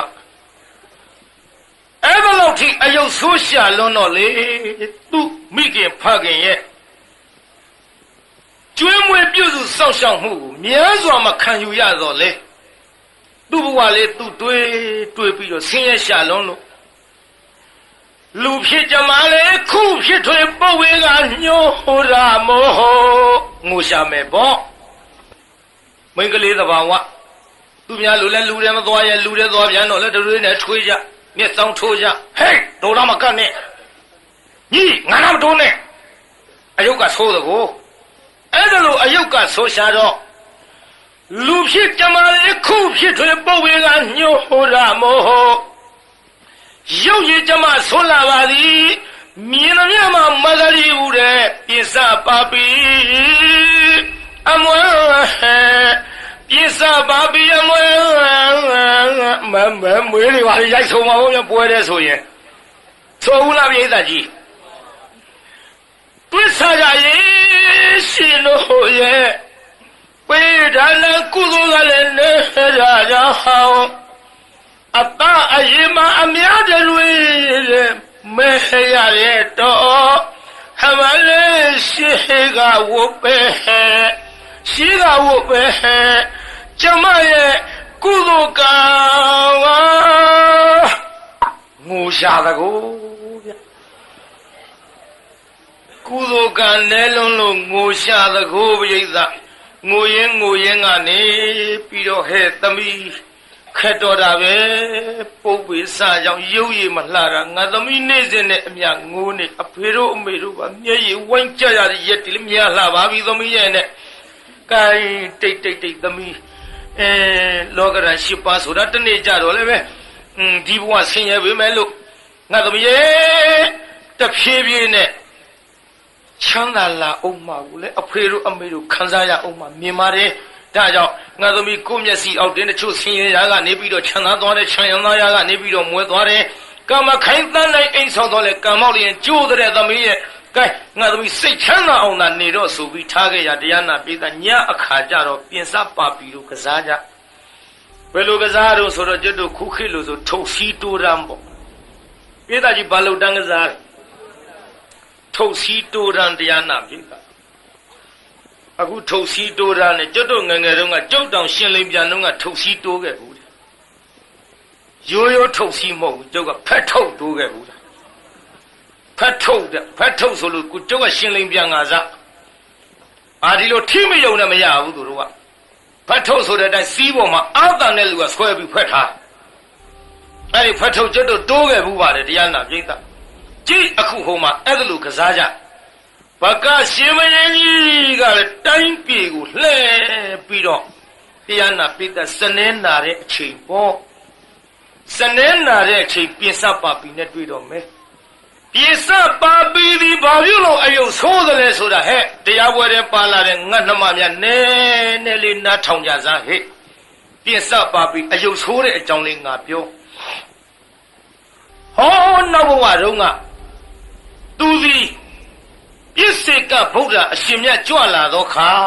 သူ့အလုတ်ကဘာလုပ်ရတော့ဆင်းရဲလို့မြင်ညက်ကလေးတွေကိုနဲပြီးတော့အိုးလုံးမလို့အဲ့ဒီချိန်ခါမှာပြစ္ဆေကဗုဒ္ဓအရှင်မြတ်ကြွလာ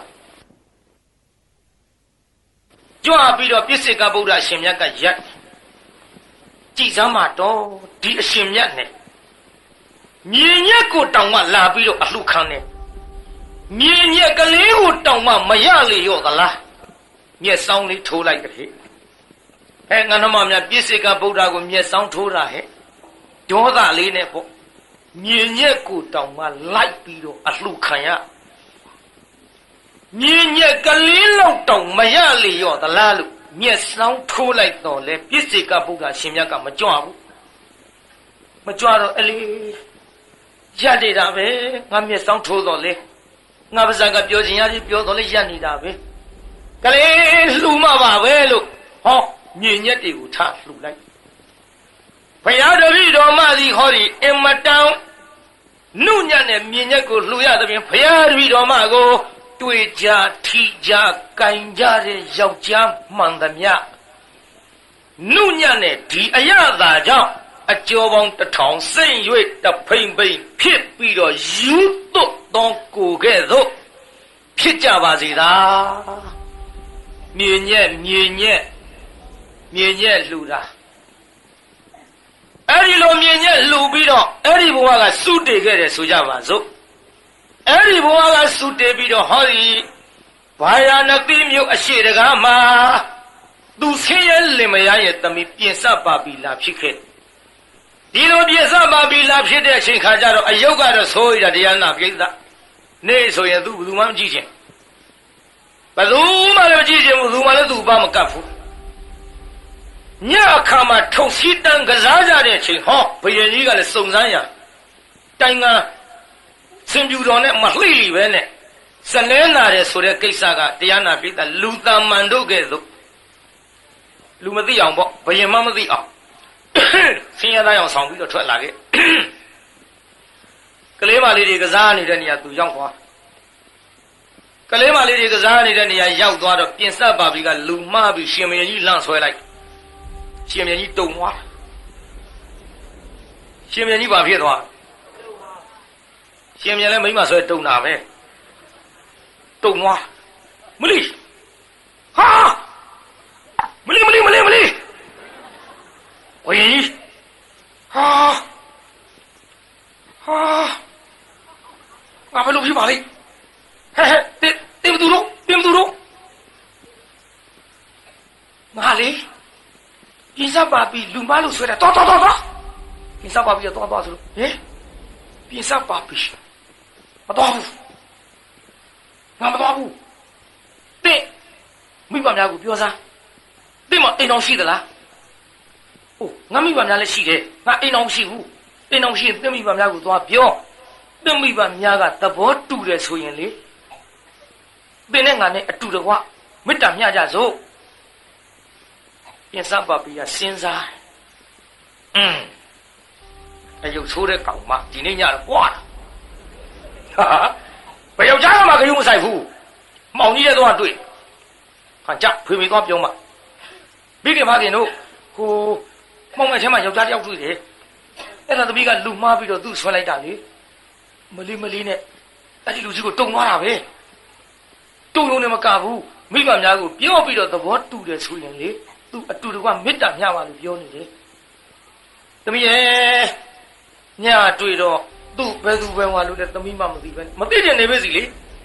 ကဲဒါဖြင့်ငါသမီးဆန္ဒပဲအဖေတို့အမေတို့ကတော့ငါသမီးစိတ်ချမ်းသာရင်ပြီးရောအယုတ်ဆိုးလုံးလို့ငါသမီးနေ့စဉ်နဲ့များငိုးနေတာတနာလုံးလို့ကဲဒါဖြင့်ကောင်းပြီဆိုပြီးသွားခေါ်တယ်ရှင်မရင်ပြင်စပါပြီနဲ့အတူတကွပျော်ပါပြီးတော့နေခဲ့ညအခါကိုသူသွားမောမလင်းငင်ပြန်မှောင်နေပြန်ဒီလိုညအခါသူသွားမှောင်နေပြန်ဆိုတော့သူ့လည်းဟိုဘယင်မမသိတော့တရားနာပြိတ္တနောက်ကြတော့လေဟိုစဉ်းစားတယ်ခက်တယ်ဒီကိစ္စနေ့ရှိလာများသွားလာလို့ရှိရင်အန္တရာယ်များလိမ့်မယ်ထင်တယ်သူဘာလို့လဲငါမသွားပဲမနေနိုင်ဘူးရွှေနန်းတော်ရှိတဲ့မိန်းမတွေဘယ်မိန်းမကိုမှငါမနှစ်သက်တော့ဘူးဘယ်မိန်းမကိုမှလည်းငါမကြည့်ချင်းတော့ဘူးနတ်အတွေ့ပမာဏအင်မတန်ထူးခဲ့တဲ့ပင်စပါပြီပါလားတော်ပြီမသွားလို့လည်းငါမနေနိုင်တာဖြစ်တော့ကဲပါပဲဖြစ်စေတော့သွားအောင်ပါပဲလေဆိုသွားလိုက်ပြန်ရောဒီလိုနေ့စဉ်သွားလာခဲ့တာတရားနာပိဋကဟောပြင်စပါပြီရဲ့အဖေကကျွတ်တို့ဝမ်းသွေးကြတဲ့ယောဂဖြစ်လာဝမ်းသွေးကြတဲ့ယောဂဖြစ်လာတော့အဲ့ဒီယောဂရဲ့အစာကလည်းဆေးကလည်းကျွတ်တို့ထောပတ်တို့စီတို့တင်လဲတို့တကာတို့ဒါတွေနဲ့မှပြောင်းမယ်ဆိုတော့ဆင်းရဲတဲ့ပြင်စပါပြီတို့ဒါတွေပဲတတ်နိုင်မှာမလို့ဒီလိုထောပတ်တကာတွေမတတ်နိုင်ရှာတော့သမီးညှိဖေတို့အသက်ဆုံးရတော့မှာပဲသမီးတို့အမေတို့လည်းသိဆင်းရဲတယ်ဆိုတော့သမီးရဲ့ဒီကိစ္စနဲ့ပတ်သက်ပြီးတော့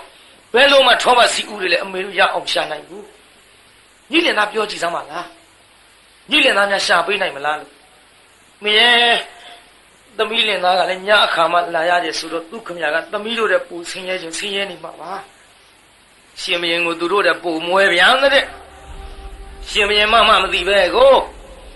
သမီးတို့တဲ့ဆင်းရဲခြင်းဆင်းရဲနေမှာပါသမီးရဲ့ဆင်းရဲတာမဆင်းရဲတာဘာသာငါသမီးပြောတော့ကြည့်ပါဦးကဲကောင်းပြီတဲ့လာရင်ပြောပြမယ်ဆိုပြီးတရားနာပိဋကရေပကဘယင်ကြီးအလာပေါ့စောင့်မောင်ရဲ့တဲ့ဟိုငါဖခင်ပါတဲ့ဝမ်းသွေးကြတဲ့ဝေဒနာဖြစ်တဲ့အဲ့ဒါကလည်းထောပတ်တို့တင်လဲတို့အဆရှိတဲ့မုံမြတ်တဲ့စီဦးတွေနဲ့မှပြောင်းပါတယ်အဲ့ဒါတို့တော့ဆင်းရဲလုံးလို့ဘယ်လိုမှမရှာနိုင်ဘူးမောင်များရှာပေးနိုင်မလားခက်တာပဲကွယ်မောင်ကလည်းဆင်းရဲတော့အလေးထားပါတော့ဟိုတနည်းနည်းနဲ့ဖြင့်ယောက်ျားသားဆိုတော့ရှာပေးရမှာပေါ့လေဆိုဖြောင်းပြပြောထားခဲ့ပြီးတော့တရားနာပိဋကရေဗရမ ्या အုပ်ဆောင်ကိုတထုပ်ထုပ်ထောပတ်နဲ့တကွတကာတင်လဲစီဦးများကိုလည်းတထုပ်ထုပ် အထုပ်နှစ်ထုပ်ကြံစီတယ်ဘယင်ကကြံစီရောပေါ့ပိတ်ရုပ်ဆိုတယ်ပိတ်ရုပ်ဆိုတဲ့၅ပါးသောရုပ်ချင်းနဲ့ပြည့်စုံတဲ့ပြင်စပါပြီးကိုရွှေနန်းတော်ကြီးခေါ်ပြီးမိပိခေါင်မြောက်လိုက်ရင်လည်းပဲဘလူးမကြီးခေါ်လာတယ်လို့ငါကြည့်ရကြတော့ပဲဘလူးမကြီးခေါ်လာတယ်လို့ကြည့်ရကြတော့မှအမှန်ပဲပြင်စပါပြီးရဲ့အတွေ့ထူးပုံကိုတော့သူတို့သိကြမယ်မဟုတ်ဘူးအလေးတော့ပါတော့လေဒီကိစ္စငါကြံရမှာပဲဆိုပြီးတော့ပရမဥဆောင်ထည့်ပြီးတော့နှစ်ထုပ်ယူသွားဟောဒီတစ်ထုပ်ကတဲ့မင်းဖခင်ကိုကြွေးပါတဲ့ယောဂပြောင်းပြီးတော့ကြံတာကိုလည်းမင်းအမေကိုလည်းကြွေးမင်းလည်းစားပေါ်တဲ့ဒီတစ်ထုပ်ကတော့လေနောက်ရမှဖြီစားနော်အဲ့ဒီလိုတရားနာပိဋကဗကဘယင်ကြီးကနေပြင်စပါပြီကိုမှားထားခဲ့တဲ့အတိုင်းပဲဟိုကလည်းတစ်ထုပ်ကိုအရင်ဖြီပြီးတော့ဒီနေ့စားအဲ့တော့ဖခင်ကြီးကြွေးပြီးတော့အမေကိုလည်းကြွေးသူလည်းဝါအောင်စားသုံးလုံးကလုံးဝရတယ်ပိဋကဝါရောပေါ့ဘယင်ကြွေးတဲ့အစာကိုအဲ့ဒီလိုတရားနာပိဋကသုံးလုံးကလုံးဝတော့ဘယင်ကြီးကလည်းပြန်လာတယ်မောင်ဝိုက်ချဲပြန်လာပြီးတော့ရွှေနန်းတော်ရောက်တဲ့ခါကျတော့ဟဲ့မင်းမြဘယာမြားတာဆိုတော့တူအောင်လုပ်ရတာတယောက်တည်းတူမဟုတ်ပါဘူးငါဤဗရမဥစ္ဆောင်ဆက်ကြမလာပါဗရမဥစ္ဆောင်မရှိကပျောက်ဆုံးတော့မှာဗျာကြည်စမ်းရွှေနန်းတော်ကြီးထဲမှာအဆောင်တက်တလုံးများတဲ့ကြားထဲမှာပြုတ်ရတယ်ဆိုတော့တော့အခိုးကိုထွက်ပြီးတော့ရှာကြတိုင်းပြည်ရဲ့ရှောက်ရှာတာဘယ်မှမတွေ့နောက်မြို့တကားပြင်မဲ့ထွက်သွားပြီးတော့ဟိုကလည်းတရားနာပြိဿဒီထုတ်ကရှိနေတာကိုဗရမဥစ္ဆောင်ရလို့လည်းမသိဘယင်ကပေးထားမှလည်းမသိဘယင်မှလည်းမသိတော့ဒါဒီကနေ့မှဖြီစားမယ်ပေါ့ဒီအချိန်မှတရားနာပိဋကရေတိုင်းတော်ပြည်တော်ထဲမတွေ့လို့မြို့အပြင်ဘက်ရောက်သွားတော့ဟောအဲ့ဒီဆင်းရဲသားလက်မရရဲ့အိမ်ရောက်မင်းကြီးများလာရှာကြစို့ဆိုပြီးတော့ရှောက်ရှာဟောတွေ့ပြီပေတော့လာခဲ့တခိုးလက်မရဆိုပြီးဆွဲလိုက်တော့ဟင်ဒီကြပါအိုးပိုးတို့ဘယ်နဲ့ကြောင့်တခိုးဆွရတာတော့ကြည်စမ်းဒါဘယင်သုံးတဲ့ပရမဥစ္စာဘာလို့လဲလို့ခိုးရတာအိုးခိုးတာမဟုတ်ပါဘူးဒီကိစ္စကသမီးလေးသိပါလေသမီးလို့ခေါ်လိုက်တော့သမီးလေးကထွက်လာဘာလို့မရဲ့သမီးကြည်စမ်းခေါ်တယ်မှာဘယင်ရဲ့ပရမဥစ္စာနဲ့အမေတခိုးဆိုပြီးဖမ်းကြတော့မလို့တဲ့သမီးရဲ့ဟင်အမေအဲ့ဒီဟာသမီးထားတဲ့ထုံးမဟုတ်လားဟုတ်တယ်လေသမီးရဲ့ဒါလေဟိုကျုပ်ဖေးလည်းမခိုးတာမဟုတ်ပါဘူးတော့ကျုပ်သိပါတယ်တော့ဟင်သိရနေတခိုးလာခဲ့ခိုးမဟုတ်ပါဘူးတော့ကျုပ်သိတာပြောတာခိုးတာမဟုတ်ပါဘူးတော့ဟင်ခိုးတာမဟုတ်ရင်နေဘာလို့သိတာပြောစမ်းကျုပ်ဒါဟိုကျုပ်ပြောဟဲ့ဘာလို့ကျုပ်နဲ့ဒါကျုပ်နဲ့ငါပေးသွားတာပါတော့နင်းနေရဘသူတော့ကျုပ်နဲ့ကကိုခွာတဲ့တော့ကိုလည်းနာမည်ကိုမသိအောင်ဟာဒီမိမမျိုးလောကမတွေ့ဘူးပါဘူးကျုပ်နာမည်မမေးဘူးတော့ကျုပ်ကလည်းသူ့ကိုခွာလို့ပဲခေါ်တာပဲတော့အခွာဆိုရင်တော့သိရောပေါ့အခွာဆိုတာအညာဆုံးနော်ပြေသာတိလောက်ပါတယ်အဲ့ဒီအညာဆုံးတော့နောက်မှပြောပြရဆက်ကြအောင်လို့ဟဲ့နင်းလင်ကအခွာလေလားမသိဘူးတော့ကျုပ်တော့အခွာခေါ်တာပဲတဲခန့်နေခုနစ်လည်းပဲမှာကျုပ်လည်းမရှိဘူးတော့သိတာလားမသိပါဘူးတော့မလုပ်ပါနဲ့ကျုပ်လည်းမသိပါဘူးမသိလည်းမရှိဘူးဆိုအိမ်မရှိတာပြောတာတော့ဘယ်တော့ပြန်လာမှာတော့ကျုပ်လည်းညမှလာတာပါတော့တဲခက်တာပဲကိုအိမ်ကိုမနေဘဲနဲ့နေအခါပဲသွားတော့နေအခါတော့ကျုပ်မသိဘူးတော့ तू ကညမှောင်လေးထဲလာပြီးတော့မှောင်ထဲပဲပြန်နေတော့မှောင်ထဲလာမှောင်ထဲပြန်မင်းကြီးဗျာဒီကိစ္စဘယင်တော်ဥတင်မှာဖြစ်မဲဗျဟုတ်တယ်ဗျဘယင်တော်ဥတင်မှာပဲလာသွားကြစို့ဆိုပြီးတရားနာပိဋကရွှေနန်းတော်ပြန်မှန်လားပါဗျာတဲ့ ဗရမ ्या အောက်ဆောင်ခိုးထားတဲ့တခိုးတွေတွေ့ရောက်မှာဗျာတခိုးတွေတွေ့ရောက်မှာဗျာဟဲ့ခိုးထားတဲ့တခိုးကယောက်ျားလားမိန်းမဖြစ်ကြောင်းပါဗျာမိန်းမကိုယ်တိုင်ရွှေနန်းတော်ထဲဝင်ခိုးလို့ရမလားကွမှန်လားပါဗျာရွှေနန်းတော်ထဲသူဝင်ခိုးတော့လေသူ့လင်သားကခိုးပေးတာပါလေဗျာဟဲ့နေစမ်းမအောင်ကွသူ့လင်သားကဘသူတဲ့တော့သူ့လင်သားကအဟွာလို့ပြောပါလားဗျာမဟုတ်တာကွသူ့လင်သားတွေ့လဲဘူးလားမတွေ့လဲပါဗျာသူ့လင်သားဘယ်သွားတော့သူ့လင်သားတွေ့လဲဘူးလားမလာပြီးတော့ညအခါမှောင်နေပဲပြောင်းပါတည်းသူ့လင်သားမျက်နှာလည်း तू မမြင်ဘူးပါဘူးတဲ့ဗျာဟဲ့မင်းကြီးများဒါဖြင့်ဘာကို तू မှတ်မိတယ်လဲဆိုတာပြန်မေးကြစမ်းလို့ဆိုတော့ဟဲ့တငယ်မသင်လင်သားကိုသင်ညခါလာတော့တခုခုမှသားမထားဘူးလားကျုပ်လေကျုပ်လင်သားရဲ့လက်ကိုကင်ကြည့်ရင်ကျုပ်သိပါတယ်တော့မှတ်မိပါတယ်တော့အေးဒါဖြင့်ကောင်းပြီလားဘယင်ပြန်တော်ဦးတင်ကြအောင်စို့ပုံတိုင်မေးသလိုကြဘယင်ပြန်တော်ဦးတင်တော့မှန်လားပါဗျာလက်ကိုကင်ကြည့်ရင်သိပါသေးဗျာကဲဒါဖြင့်ကောင်းပြီမင်းကြီးများအဲ့ဒီတငယ်မခေါ်နိုင်ရမြေရောက်အောင်ခေါ်ခဲ့ကြခေါ်ပြီးတင်းတိန်ကြီးကာထားဟဲ့တင်းတိန်ကြီးကာထားပြီးတော့သူ့လက်ဆန်းလောက်တဲ့အပေါက်ကလေးဖောက်ယောက်ျားမှန်သမျှတိုင်းပြည်အကုတ်ခေါ်တခိုးမိအောင်ဖမ်းကြစို့ဘယင်ကအကယ်၍သာမိဘရခေါင်ကြီးလို့မြောက်လိုက်ပါလျင်အတွေ့အထီကိုမသိဘဲနဲ့ရုပ်မြင်လိုက်ရင်ဘလူးလို့ထင်ပါစို့လို့အတွေ့အထီကိုသူတို့သိရင်ဩဘယင်ကြီးဒါကြောင့်ဒီလိုအဟွာပြုတ်တာကိုဆိုတာသဘောပေါက်အဲ့ဒီလိုတရားနာပိဋကနိုင်ရင်ခေါ်ပြီးတော့တင်းနေကာထားလက်ဆက်လောက်တဲ့အပေါတော့ဖောက်အမကြီးတွေကစအနိုင်ခိုင်းတာအမကြီးတွေကစပြီးတော့တရားနာပိဋကလက်အရှုခိုင်းဟိုကစမ်းကြည့်ဟောဘူးဒါငါလည်းမဟုတ်ဘူးဒါငါလည်းမဟုတ်ဘူးဆိုပေမဲ့လို့လေတရားနာပိဋကဟိုကလွတ်လိုက်ပြီစမ်းတဲ့လက်ကလွတ်လိုက်ပြီဒီကလက်ကြီးကခုတည်းပေါက်ထဲမထုတ်သေးဘူးနောက်ထပ်စမ်းအောင်မလားလို့သူတို့လည်းကိုပြင်စပါပြီးကထိလိုက်တိုင်းတုံသွားမလီငါလူများပြောလိုက်ကွာဟာတခိုးကနဲ့ထောင်ထဲကြလာဘယ်နဲ့ပေါ့ပြန်ထွက်လာဆင်းပြီးဟာအောင်မလေးအရာတော်ရှိလိုက်တော့ကိုကားတွေဖြစ်ကုန်ပြီတရားနာပိဋကတော့ကြအမတ်တွေတယောက်တည်းနိုင်အမတ်တွေလက်တွေကိုစမ်းကြည့်မလီဖျားတောင်တာယူပါနော်ကြည်စားဟာအာဘာလေးငါလိုသာပြောလိုက်ပါတော့မဟုတ်ငါလိုသာဆိုလိုက်ပါတော့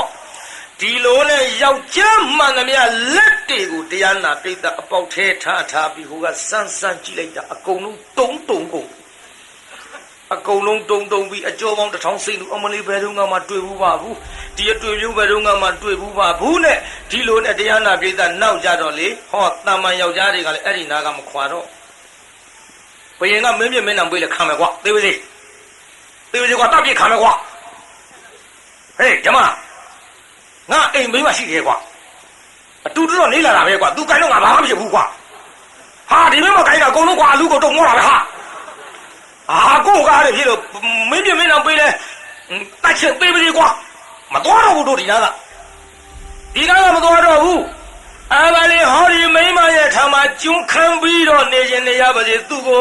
ရရင်ဖြင့်တော်ပြီးသူ့မရရင်တော့ငါတို့ဘယ်ကဲ့သို့ညာကဲ့သို့နဲ့မလေးဒုက္ခအမျိုးမျိုးဖြစ်မှတွေရှောက်ပြောပြီးတော့ယုံစီနဲ့တရားနာပိဋကနောက်မင်းကြီးယောက်ျားကြီးအကုန်လုံးရိုက်ထုတ်ပါဒီကောင်လေးထွက်တော့မင်းတို့မတော်ဘူးရိုက်ရင်သေးပြီဘယ်ဒီမှာတော့ကွာတော့ဒီလိုနဲ့အကုန်ရိုက်ထုတ်အကုန်လုံးရိုက်ထုတ်ပြီးတော့တရားနာပိဋကအဲ့ဒီရိုက်ထုတ်တဲ့မင်းကြီးယောက်ျားတွေကအဆောင်နေဆိုတော့သူကနောက်ပိတ်ဆုံးမှနိုင်တာနောက်သူတို့လက်တွေထိဟာမလီဟေးဟာဒါတော့ဟိုကောင်လေးဒီနာပြားအောင်လို့အောင်နေတာဟာမလီပဲလို့အတွေ့ထိနေမှာမတူပါလားအမလေးကြီးစမ်းမအောင်နဲ့အကုန်လုံးမင်းကြီးယောက်ျားတွေရောကိုယ်လိုကားရဖြစ် တာပတိ၌တပည့်ယောက်ျားလဲမှသူ့လင်လို့မပြောဘူးသူ့လင်လို့မပြောဘူးသူ့ပကဘယင်ကြတော့လက်မှာအနာတစ်ခုအမာရွတ်တစ်ခုတွေ့ထား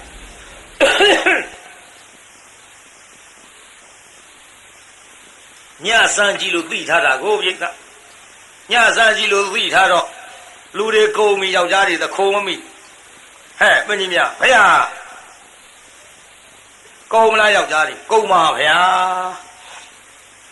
ခက်တယ်ကွယ်တော့တိုင်းပြည်အုပ်ချုပ်တဲ့ဘယင်ကမနိုင်ဖဲနဲ့တယောက်တည်းချမ်းနေခဲ့ဗျာရင်လည်းငါအပြစ်တင်စရာဖြစ်နေတယ်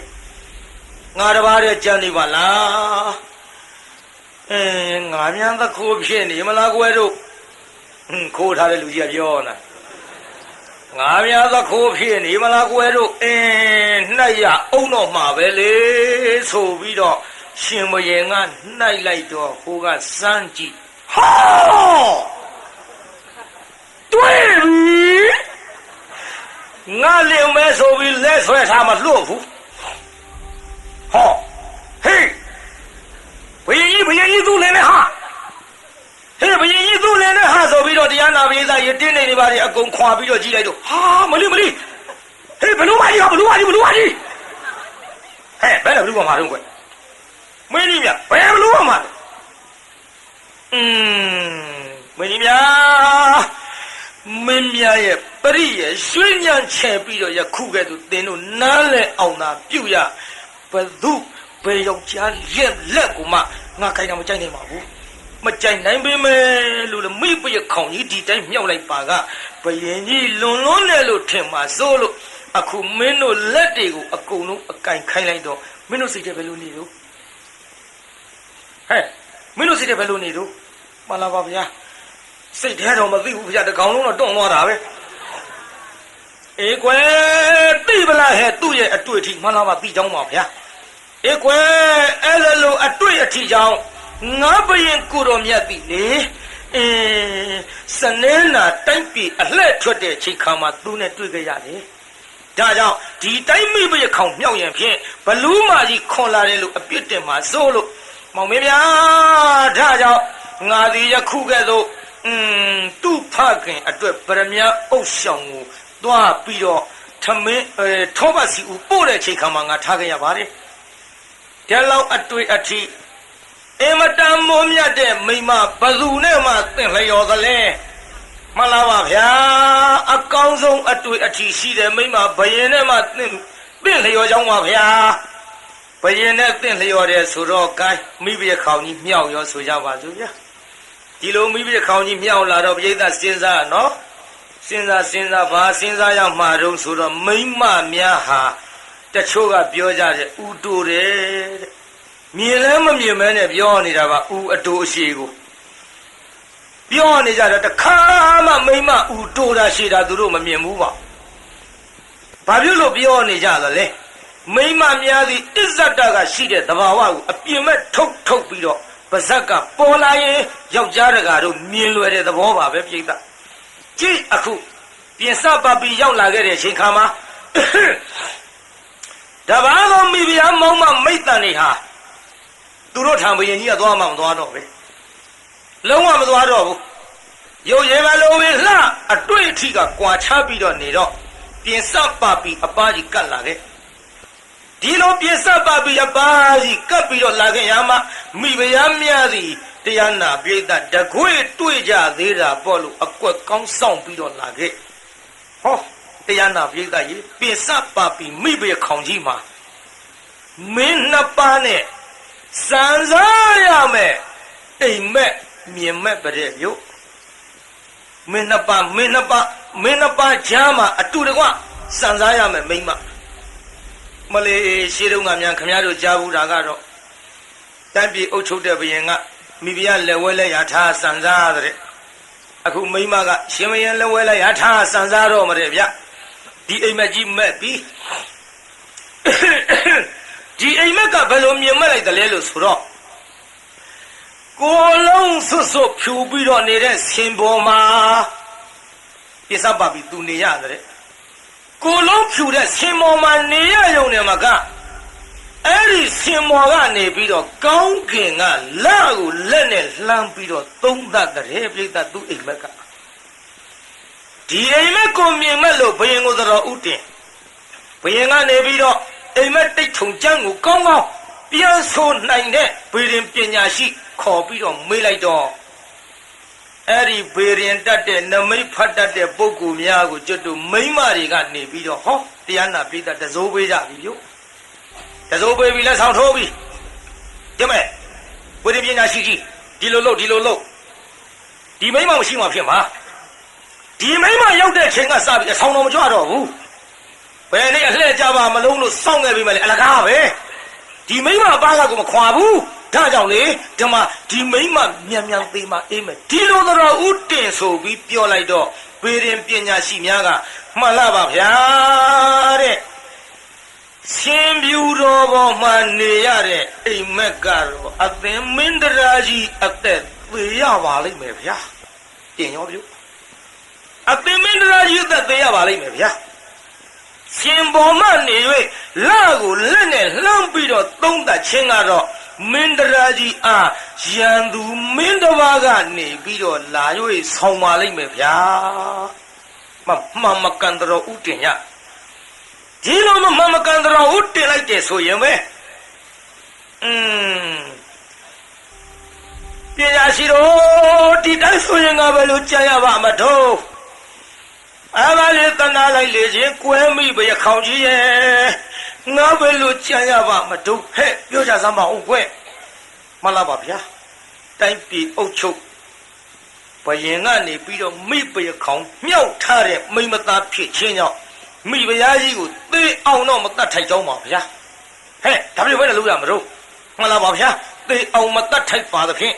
လှေငယ်တစ်စင်းနဲ့မြစ်ထဲမျောပြစ်လိုက်ပါဗျာကဲဒါပြည့်ဟဲ့လာကြ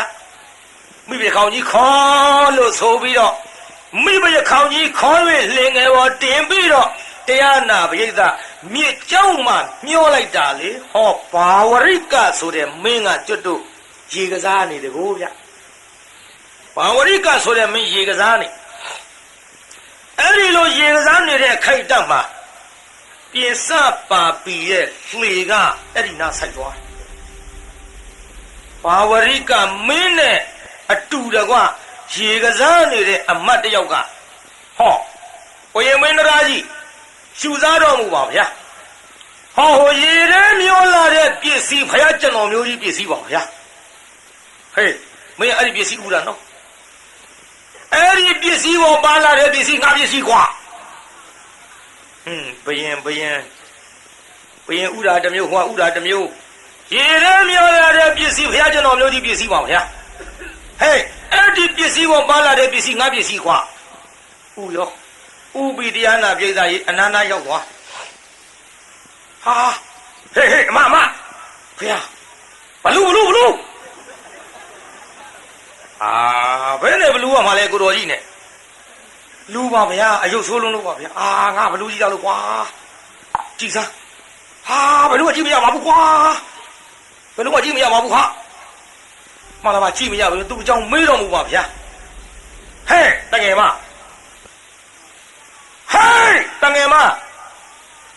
ငါနာမည်တငယ်မမဟုတ်ဘူးပိစပါပီအလိုမောင်မာနဲ့ဟာဟေးအမမေကြည်စားတိုင်းပြည်အုပ်ချုပ်တဲ့ဘယင်များဆင်တဲ့နတ်တောင်းကြီးပါလားနတ်ခတ်ကြီးပါလားဟေးတာမမိမ့်မမြဝတ်နိုင်တဲ့ကိစ္စမဟုတ်ဟဲ့ပင်ဘာလို့ပင်စပါပီခေါ်တာတော့ငါပင်စပါပီဆိုတာပင်စက9ခုပါပီကရုံမှာ9ခုသလုံးရုပ်တဲ့ဘာယာနာတိုင်းပြည်မှာပြင်စပါပီဆိုတဲ့သတင်းသင်လို့မကြားဘူးလားမကြားမိဘူးလေဟဲ့နေစမ်းမအောင်ပြင်စပါပီဟာတာမန်မိမ့်မသားလားနန်းတွင်းသူလားဟဲ့နန်းတွင်းသူယုံနေဘယ်ကမလဲတိုင်းပြည်အုပ်ချုပ်တဲ့ဘကရှင်မယင်ရဲ့မိပရခေါင်ကြီးပြင်စပါပီဆိုတာငါအလိုဘယ်နဲ့ကြောင့်ခုရေထဲမျောလာတာတော့မျောတယ်လို့မျောတာမဟုတ်ဘူးမျောပြလိုက်လို့မျောလာ ဟဲ့နေပါဦးဘသူကမျောတာဘကဘယင်ကြီးကမျောတယ်ဘာဖြစ်လို့မျောတာတော့ငါမျောတာတခြားမဟုတ်ဘူးငါဒီငါးပါးသောတွေ့ထီခြင်းဖြင့်အင်မတန်အတွေ့အထိကောင်းတဲ့မိန်းမဒါကြောင့်ရှင်မရင်စနေလာတဲ့အချိန်ခါမှာငါနဲ့ညအခါတွေ့ပြီးတော့ငါထံမှာလာပြီးပျော်ပါပရမညာအုပ်ဆောင်ထားပြီးတခိုးအရှာခိုင်းနောက်ပိုင်းလက်ညှိုးကိုအစမ်းခိုင်းအိုးငါကြိုင်လူထီသူတွေမှန်သမျှအကုန်လုံးယူမတတ်မူးမတတ်ဖြစ်ပြီးတော့ကိုယ်ရောကားရနဲ့နောက်ဘယင်နဲ့ထိုက်တန်တဲ့အတွေ့အထိပဲဆိုပြီးတော့ငါပြီးပြမြောက်ခဲ့တယ်အခုတော့လေငါပြီးပြမြောက်တော့အဲ့ဒီမိန်းမတွေရဲ့တစိုးထိုးပြီးတော့ငါအိမ်မက်ကိုဖြည့်ဆည်းပြလို့အခုငါရေမမျောခဲ့ရတယ်ကဲလာမိဘခေါင်းကြီးဆိုတော့တနည်းအားဖြင့်ရွှေနန်းတော်ထားရမှာပေါ့လေဆိုပြီးတော့ဘယင်ကြီးကတရားနာပြိတ္တာလှမ်းပြီးတော့လက်ဆွဲတာဟေးမမေဘာလို့လဲကိုတော်ကြီးမလေးလုံးပါဟာငါကြောလေးပဲဖြစ်ကုန်မှမသိဘူးဟာကိုတော်ကြီးဘယ်နဲ့ဖြစ်တာလို့လိန်တုံးလို့ဟာဟေးလာဆွဲတင်လားဆိုပြီးအမတ်ကဝင်မလေးကိုတော်ကြီးဒီလိုလေကိုကဖြစ်ကုန်ပြီဟာဒီလိုနဲ့တရားနာပရိသတ်ကြီးအပေါ်လေလေပေါ်လဲရောက်ရောဟာအေးဟုတ်တကူပါသူပြောတာအယုတ်ကတာဆိုးတာဟာအယုတ်ဆိုးဝေးမလို့အတွေ့အထိကတင်အရသာရှိကဲလာခေါ်သွားကြစို့ဆိုပြီးခေါ်သွားဘယင်ကမိဖုရားမြောက်တာပါအမတ်ကြီးကတော့အမတ်ကြီးပါပဲသူအမတ်ဆိုတော့မရင်ထိုးလဲရတဲ့အစားကိုကဲဘယင်ကမိဖုရားခေါင်းကြီးမြင်အောင်ရောဘယင်ကမိဖုရားခေါင်းကြီးမြောက်တဲ့သတင်းကိုကြားပြီးပြိဿရေအရင်လုံးကအတူတကွမိဖုရားခေါင်းကြီးလို့သိမ့်ပိုက်ပြီးဆန်ခဲ့တဲ့ဘကဘယင်ကြီးကြားပြီဟဲ့ပင်ကြီးမြဘယ်ဟာငါဒီလင်းငယ်နဲ့မြောက်လိုက်တော့ငါပြီးခေါင်းကြီးပြင်စပါပြီကြည်စားအခုဘာဝရိကမင်းကမိပရခေါင်ပြုတ်ပြီးတော့အတူတကွနေထိုင်တယ်ဒီကိစ္စငါမနေထိုင်ဘူးငါမိဖုရားငါတိုင်းပြည်ပြန်ရောက်အောင်လုပ်ရလားစစ်တိအင်္ဂါ၄ပါးနဲ့တကွဒီဘက်ကန်းကနေပြီးတော့တောင်းလို့ရရင်မရရင်စစ်ဖက်ဖကဘယင်ကြီးဒေါသဖြစ်ပြီးတရားနာပိဋကစစ်တိအင်္ဂါဘူပါရီနဲ့မြေကန်းစာရောက်ဟိုမင်းကဟိုဘက်ကန်းမှာဒီမင်းကဒီဘက်ကန်းမှာတဝန်ဆာလွာပို့ငါပိုင်ဆိုင်သောမိဘရခေါင်ကြီးပြန်အပ်မီလောသို့ဒီမို့စစ်ဖက်မီလောဆိုပြီးတော့တဝန်ဆာလွာရေးလိုက်ပါဝရိကမင်းကဘာပြန်ရေးတော့ပဲဘူးတဲ့တော်ပါလေပဲဘူးတဲ့စစ်တိုက်ရှင်တိုက်ပဲဘူးမပဲဘူးဆိုတော့တရားနာပရိသတ်ရေကဲဟဲ့စစ်တိအင်္ဂါတွေတိုက်မယ်ငါမိဖုရားကြီးရအောင်တိုက်ယူမယ်ဆိုပြီးဒီကလည်းစစ်တိအင်္ဂါ၄ပါးနဲ့လက်နဲ့တည်းပြင်းဟိုရှင်မရင်ကလည်းလက်နဲ့တည်းပြင်းတော့အမတ်တွေတိုင်းပြည်အုပ်ချုပ်တဲ့အမတ်တွေဘယင်အပါခါစားတဲ့အမတ်တွေပညာရှိတွေကနေပြီးတော့မှန်လားပါဗျာစဉ်းစားတော်မူပါဗျာမိမတယောက်အကြောင်းပြုပြီးသေချေပျက်စီးရမယ်ဆိုတဲ့ကိစ္စမတော်လှပါဗျာတို့ဖြစ်ပါ၍ဘုရားကျွန်တော်မျိုးကြီးများတော်ဥတ္တင်မှာရွှေနှဆင်တော်မူကြပါဗျာဘယင်နေကြီးဖြစ်နေကြပါတယ်ဗျာတိုင်းပြည်အုပ်ချုပ်တဲ့မင်းတရားတွေဖြစ်နေပြန်တော့နွားရှိထွန်ကျူးလို့လည်းအောက်မေ့တော်မမူကြပါနဲ့ရေအဆုံးကုန်းတဝက်ဆိုတော့မှန်လားပါဗျာတဲ့ဘကဘယင်ကြီးကလည်းကိုပိုင်ထားတဲ့မိဖုရားမှုရလိုက်တာမှန်ပါတယ်ဟိုကလည်းရေထဲကရတဲ့ပစ္စည်းဆိုတော့အဆုံးပစ္စည်းဆိုပြီးတော့သူရလိုက်တာမှန်ပါတယ်တို့ပါတော့လေဒီကိစ္စစစ်ဖြစ်ပြီးတော့လူတွေသိချင်ပျက်စီးကုန်မှမပျက်စီးရအောင်ဟိုပြီးကုန်မှမပျက်စီးရအောင်ဟိုဘက်9ရက်ဒီဘက်9ရက်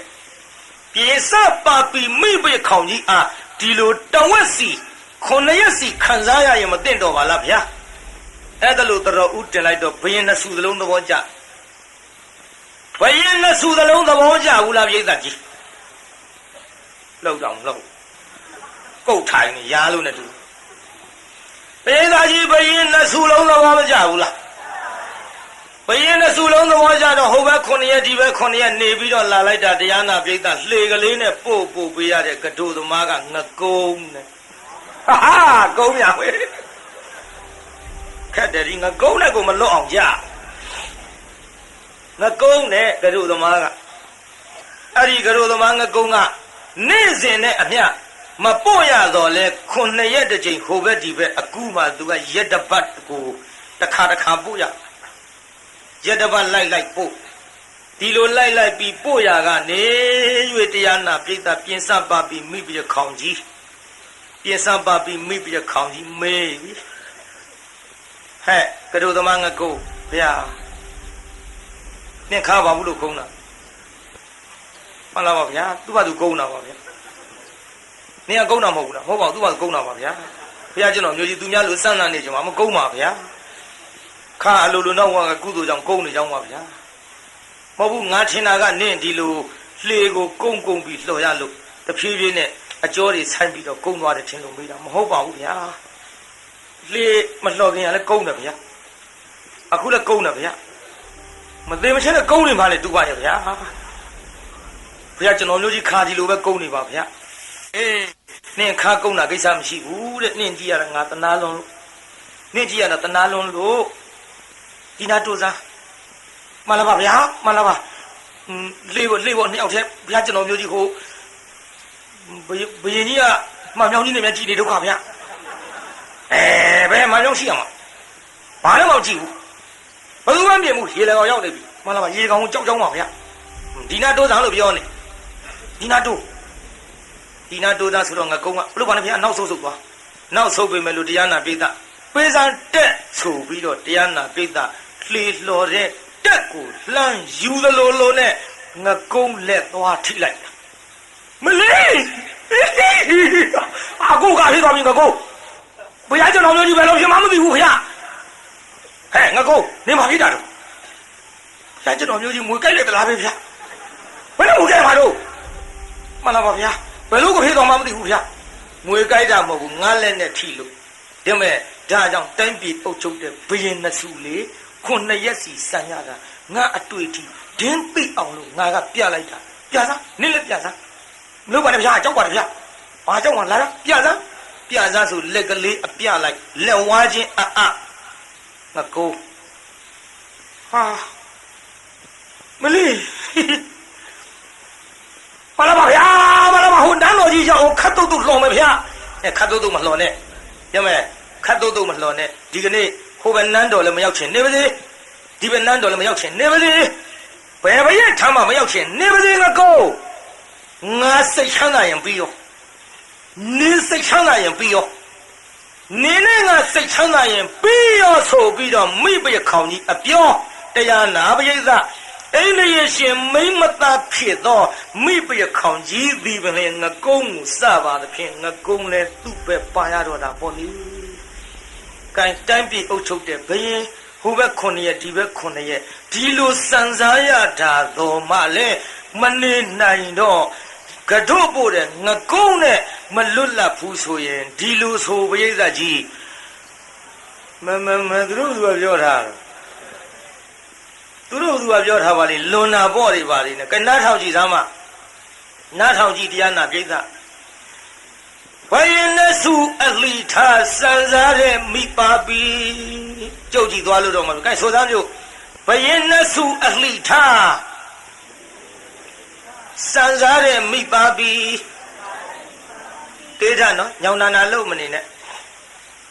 ဘယင်နဲ့စုအလီထားစံစားတဲ့မိပါပြီ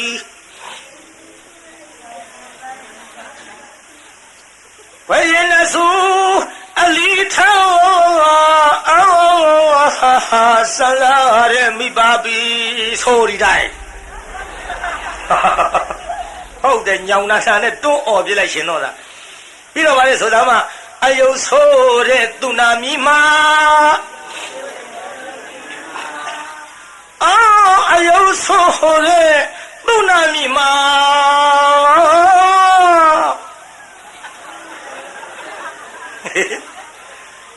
မလေးမဆိုးဘဲနဲ့ဝိုင်းကြီးဘုန်းကြီးရှက်သွား了ပေါ့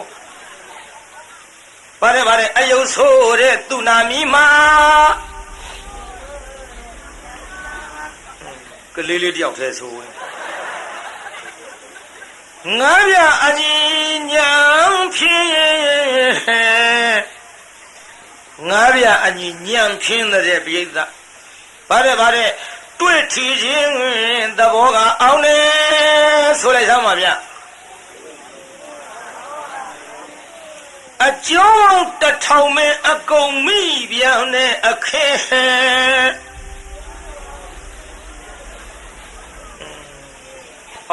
တရားနာပိဋကဆိုတော့အိန္ဒိယနဲ့တမ္ပတ္တိနဲ့ဘုန်းကြီးလောက်မကလက်ကောင်းတော့လဲငြိမ်းနေတာငါဒီတိုင်းကပြောလိုက်ရှင်တော့တာဘယ်နဲ့ငါတော့ဗါတဲ့လှုပ်ပြထားမှမသိဘူး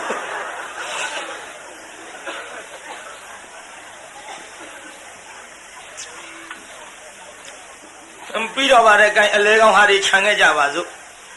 ဘယင်းနဲ့စုအလဲနဲ့စံစားခဲ့ပြန်ရဝဲကရုသမားနဲ့ဖန်ခါလှင်းငယ်အတွင်းမှလာတွေ့ဖဲမငင်းသူနဲ့အဟွာပြုတ်ခဲ့ပြန်တာပါကာမဂုဏ်မုံလို့ညွန်စွန်ရှာသည်ကာမဂုဏ်ရွှွညွန်ကြီးစွန့်မလားပြိဿဗါတဲ့ဆိုဆောင်ပြိဿကာမဂုဏ်မုံလို့ဒါလေးတော့လိုက်ဖို့ကောင်းတယ်ဆိုဗျဇလန်းနာမည်လေးဖော်မလို့ကာမဂုဏ်မုံလို့ညွန်စွန်ရှာသည်ဒီလိုဆိုလုံးလုံးတာပေါ်လေ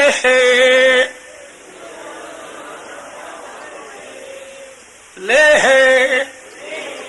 ဟောမြဘုန်းကြီးဆောင်နေတယ်ဘုန်းကြီးဆိုမကောင်းလို့ကိုယ့်ဘာကိုသွားလိုက်ပြီတော့ဗါတဲ့ကာမဂုဏ်မုံလို့ညွန်စွန်ရှာသည်ဒီလိုဆိုလုံးလုံးလာပေါ်လေ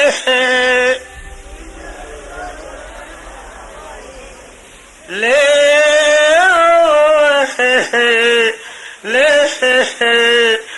ေဟုတ်တယ်ဗျဒီလိုသွားလိုက်ကြပြီတော့ပေးသာကြည့်ထားကြောင့်ဒီလိုဆိုလွန်တာပေါ့ဆိုတာသဘောပေါက်သွားပါလားပြိဿသဘောကလည်းပေါက်ပြီးပေးတေကုတ်ကထိုင်နေနိုင်ပြန်တစ်ချက်ခွဲလို့လည်းခွဲမှမသိတရားနာပြိဿကြုတ်လည်းပဲအထူးသဖြင့်နောက်ဆုံးညဆိုတော့ကြိုးစားဟောတာမနေ့က12နာရီကြောဒီနေ့နာရီပြန်တစ်ချက်ခွဲနောက်2ရက်နာလိုသေးတယ်ဆိုရင်လည်းမြောက်ဥက္ကလာပလိုက်ခဲကြဇတ်ထုတ်အသည့်ကြည်ကြုတ်ရှားပြီးခေါ်ရမှာပေါ့လေဒါကြောင့်တရားနာပြိဿဒီကနေ့မေတ္တာပို့ပြီးတော့ဏီကုံခဘအပြီးတတ်ကြပါစို့ကိုင်းဆိုကြပါဗျာတကဘာလုံးမှမြတ်တတာချမ်းသာကိုစိတ်မြဲပါစေအလုံးကိုယနေ့ညကြွရောက်လာကြတဲ့တရားနာပိဋကကြီးချမ်းသာကြပါစေအလုံးကိုယနေ့ညကြွရောက်လာကြတဲ့တရားနာပိဋကကြီးကျမ်းမာကြပါစေကိုင်းအိမ်ပြန်ပို့ကြပါစို့အတ္တကေဟေပြောသမျှဟောသမျှတွေကသဘောမကျပဲအပြစ်တွေးကြလျင်ခြေရင်းနဲ့ဖုံမုံစေတွေပြစ်ပြရသေးသည်တော်မိမိတို့အင်္ဂါဌာနသို့နိဝတ္တန်တို့သီးခံရတာပြန်ကြပေတော့နိဝတ္တန်တို့မေတ္တာရေပခါဖြောင်းလိုက်မယ်ပြစ်ပရာတွေဝေးရလျံစေရောခြေတရာဆွေကလျှံပြီးကိုစိတ်နှပြချမ်းသာစွာဖြင့်မှန်စွာမနေပြောင်းပါလေတော့ပြောင်းကြစေကုန်သတည်း